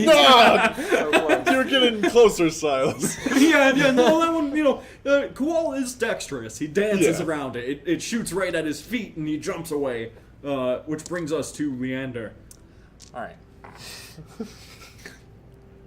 He's a tough guy. He's a tough guy. Remember that. He's got this. Oh, jeez. Alright, make your save. Hold on. Swishing dice. Is that a good idea? No. Oh! An actual 20. Okay. Nice. Yes. Yeah. Finally. Your face is covered with glittering poisonous dust and stuff, and finally, and make your swing, because I know you want to kill this guy. Jeez. You are a tough guy. 23. Yes. Leander. Thank God. Now he's finally collected himself. I think he's just too angry right now. 5 damage. 5 damage. Yeah, you get your slash in. There's a look of fear in Kual's face as you begin to bring down the onslaught once more.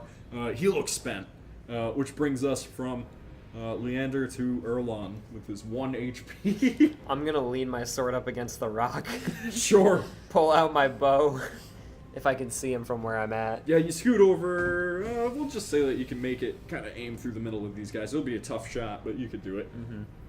So yeah, as much strength as I can get behind it. Sure. That's 8. And the arrow just thunk. Yeah, no, your hands are shaking. It's just hard to get the shot. It's not like you shoot Leander in the back, but it does just go flying off. Which brings us to melee. I'm going to get in front of Erlon and try and make the same shot with my. So yeah, you scoot him aside.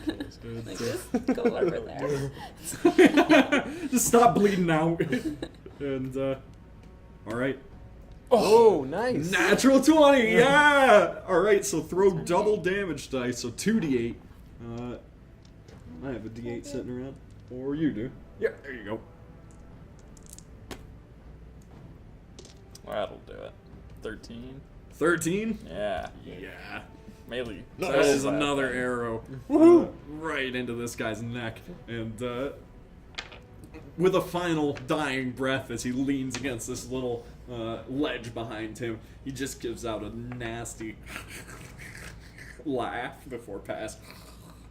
And that is the end of Kual the Poisoner. Well done, guys. So they were using the dragon bone marrow to feed this man's...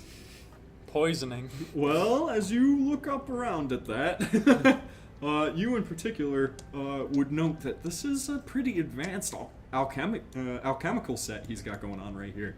Nice. I mean, rudimentary, but definitely advanced for a goblin. Give me just a moment.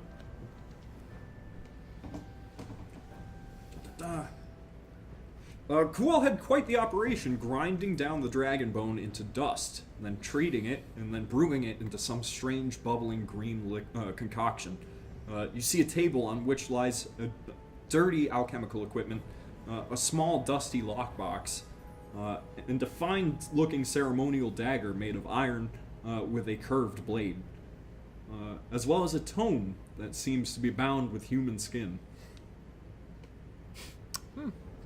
I will take the tome. Okay, so you pick up the tome.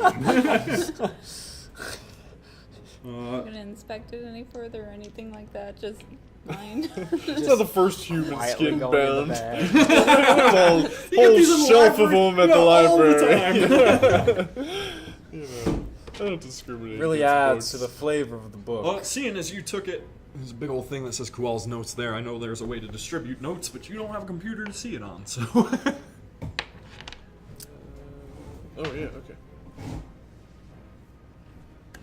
So some local maps and herbs and animals, some notes on what particular concoctions killed fellow members of the tribe fastest or slowest or most painfully. He seemed to be experimenting on his fellow goblins. Member of a cult of Orc society that culls the weak and the knife for the tribe's benefit overall. Finally, I come across a particularly important looking passage. I have watched Voracin since he first came to our tribe. I did not see the potential in him at first. Smaller than the rest, I thought it unlikely he would survive here among our people. Yet he surprises me. Tenacious as ever, he follows our path through the mountains, a spider ever clinging to the leaves as they whip about in the wind. Alone, he hunts for himself, he makes camp for himself, and fights those who come across our path. I see the others slowly accepting him, allowing him closer to camp. Surely he has shown his prowess over the past 2 years as much as any other. Intriguing now, instead of wondering if some night I will have to slit Vorakin's throat, I see him rising in the minds of our clan. Deftly he defeats every challenger, and when he leads us in battle, our onslaught is unstoppable. Not only this, but when we recently came across a tribe of ogres deep in the mountain pass, he forbid me from poisoning their meat and having it be done with. This is an opportunity, no more, no less, he says. We shall see. 3 tribes gather under Vorakin, now in preparation of spring, when the new stars guide us south to human lands fit for pillaging. Koragax, an ogre of incredible size with strange mark on his back, leads the brutes that follow us. Together, Koragax, Vorakin, and I lead the way down the mountain. At night, I dream of the days to come, poisoning every well and stream I happen across. The final page reads as such. Unbelievably, as we marched south, we stumbled across the remains of an ancient dragon, and once more Vorkin describes this as an opportunity. An opportunity for what? I did not realize. He tells me to find a way to test the Merrill's properties, to take residence in the nearby caves while he gathers more tribes. If his suspicions are correct, this may very well be a green dragon of ages long past, its bones incredibly toxic. If I could harness such a thing. After weeks of testing and brewing at the cost of the 3 assistants, I've perfected the Merrill concoction. To pour a single vial of my elixir into a mountain stream could very well bring death to entire valleys. A beautiful sight indeed. Vorkin embarks south with a small band dressed in dark gray cloaks, hoods hiding their faces, and enough of my poisons to severely weaken any defenders this spring. Though I had my suspicions for a moment, I've grown to accept the unexpected from Vorkin. He tells me to stay, brew more, and support the Horde until the new moon. Then we strike. I couldn't be happier to obey. So yeah, he was sort of his alchemy. Vorkin's the leader, and Kual his alchemist. Yeah, and you gather that Vorkin he made it to the tribe. He did not. Yeah, not born there. Right. And he's heading south, and we'll probably try and poison some streams and wells and fields along the way. Yeah, heading south very covertly, trying to keep a low profile among a few other orcs who seem adept at such things. That's the information you gather from that. There's also the lockbox and the dagger. If anyone would like them. I'll try to break the lockbox. Sure, yeah, it's a rusted thing. Yeah, just throw a... you can throw a strength. Just pry it open, yeah. Natural 20. Natural 20. You are so angry as to how this has gone, and the fact that, yeah, that poison really got the best of you, and you were on your last legs. You walk up to that, you want to see some treasure, damn it. You rip it right open. And yeah, there's 400 gold in there. A pretty decent little stash of various little gems, semi-precious, and old minted gold coins that he collected. Kual must have collected over the years. Awesome. And I'll distribute that out evenly. Kind of, yeah. Thank you. There are some markings on that dagger. You also note after you have gone through the pages of that notebook. By the way, those were all like a bunch of separate entries, weeks apart. Yeah, if that wasn't totally. clear enough. Yeah. Pilot. Yeah, no, the dagger is well made for sure. Guessing you don't have any. Is it magical? You can throw an Arcana check. Don't you have Identify? Or is that a first level spell? It is. I don't want to waste that. That was the weirdest roll I have ever seen. This Matt does some weird stuff. That die did not know which way it was going. 15. 15? It's almost no doubt magical. A darker, older type of magic, though not cursed. It's a +1 dagger, and as you explore the properties of it, looking over the runes, it's an elvish dagger. It belonged to what's known as the Ungoliac Sicalar. It's a funny piece of lore for this to have ended up in a goblin's hands, but definitely the type of thing they look for, a trinket with some magical properties. And as you begin to, go over it with your hands and get off some of the dust and dirt and grime to look at the runes better, you can see the slight black ichor of poison dripping down, kind of perpetually dripping off of this dagger. Nice. Alright. Maybe Melee would want that. Sort of like instead of a short sword, the poison dagger. Or maybe, actually, you could dual wield them. I guess we'll figure that out. Have much in the way of weapons outside of it. No! So. I mean, yeah, it'll be good to have, I guess. Yeah. So you rush south, meeting up with Jantel. Obviously, you have the information you were looking for, and it doesn't end here. Vorkin, the tribe leader, has already made his way south, and has in his possession some very toxic poison. From the remnants of a green dragon, you know that this kind of stuff could easily lay waste to entire villages. Giantel swiftly leads down the hill, while vaulting over logs and sliding down ridges, leaving dust in her wake. She stops only when you pass by the remnants of the forward camp, now nearly completely dismantled. The lone crumbling tower, the small clearing's only remaining feature. Giantel scans south, thinks for a while everyone regroups. Erlon, heavily wounded, catching up. They'll keep it in a good pace. You have to push through the night. Same with Gilroy, not so used to sprinting through the wilderness, but she gives you a moment and turns to you. We must make our way to Helmtop before it's too late. There we can warn the locals as well as the rest of Captain Talier's regiment and tell them to look out for a caravan of hooded figures heading south. That way we have a chance of stopping Vorkin before he bypasses Helmtop, escapes the valley, and enters central Sarangar, where he could wreak the utmost havoc. With that, you take the rocky path that connects the forward camp to Helmtop. A few hours later, you hear the sounds of rushing water, and within moments, the valley is below you once more. The river docks and roads of the settlement not far off in the distance. You can see the town walls and watchtowers peeking over the treetops as the trail's final bend leads you down from the foothills.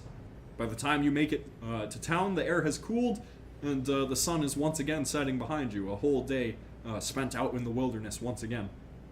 The dark blue star-spotted skies are ahead, and it begins to lightly rain as orangish clouds of the sunset begin to darken and roll in from the west. And I think that's where we'll call it, as you guys enter the town of Helmtop to report to Captain Talier what you found. And I hope you guys enjoyed the first session, the pilot of the Lands of Alaire, and I hope you stick around for all the adventure coming up next. We have a lot planned for this, and we put quite a bit of work into it. I'd like to thank the cast, my incredible party, and I really hope you enjoyed the adventure. I'd also like to thank my father, who puts a lot of technical work into this, and deserves all the appreciation in the world for it. We will see you again with episode 2, premiering next Sunday, and we hope to see you there. Thanks, guys.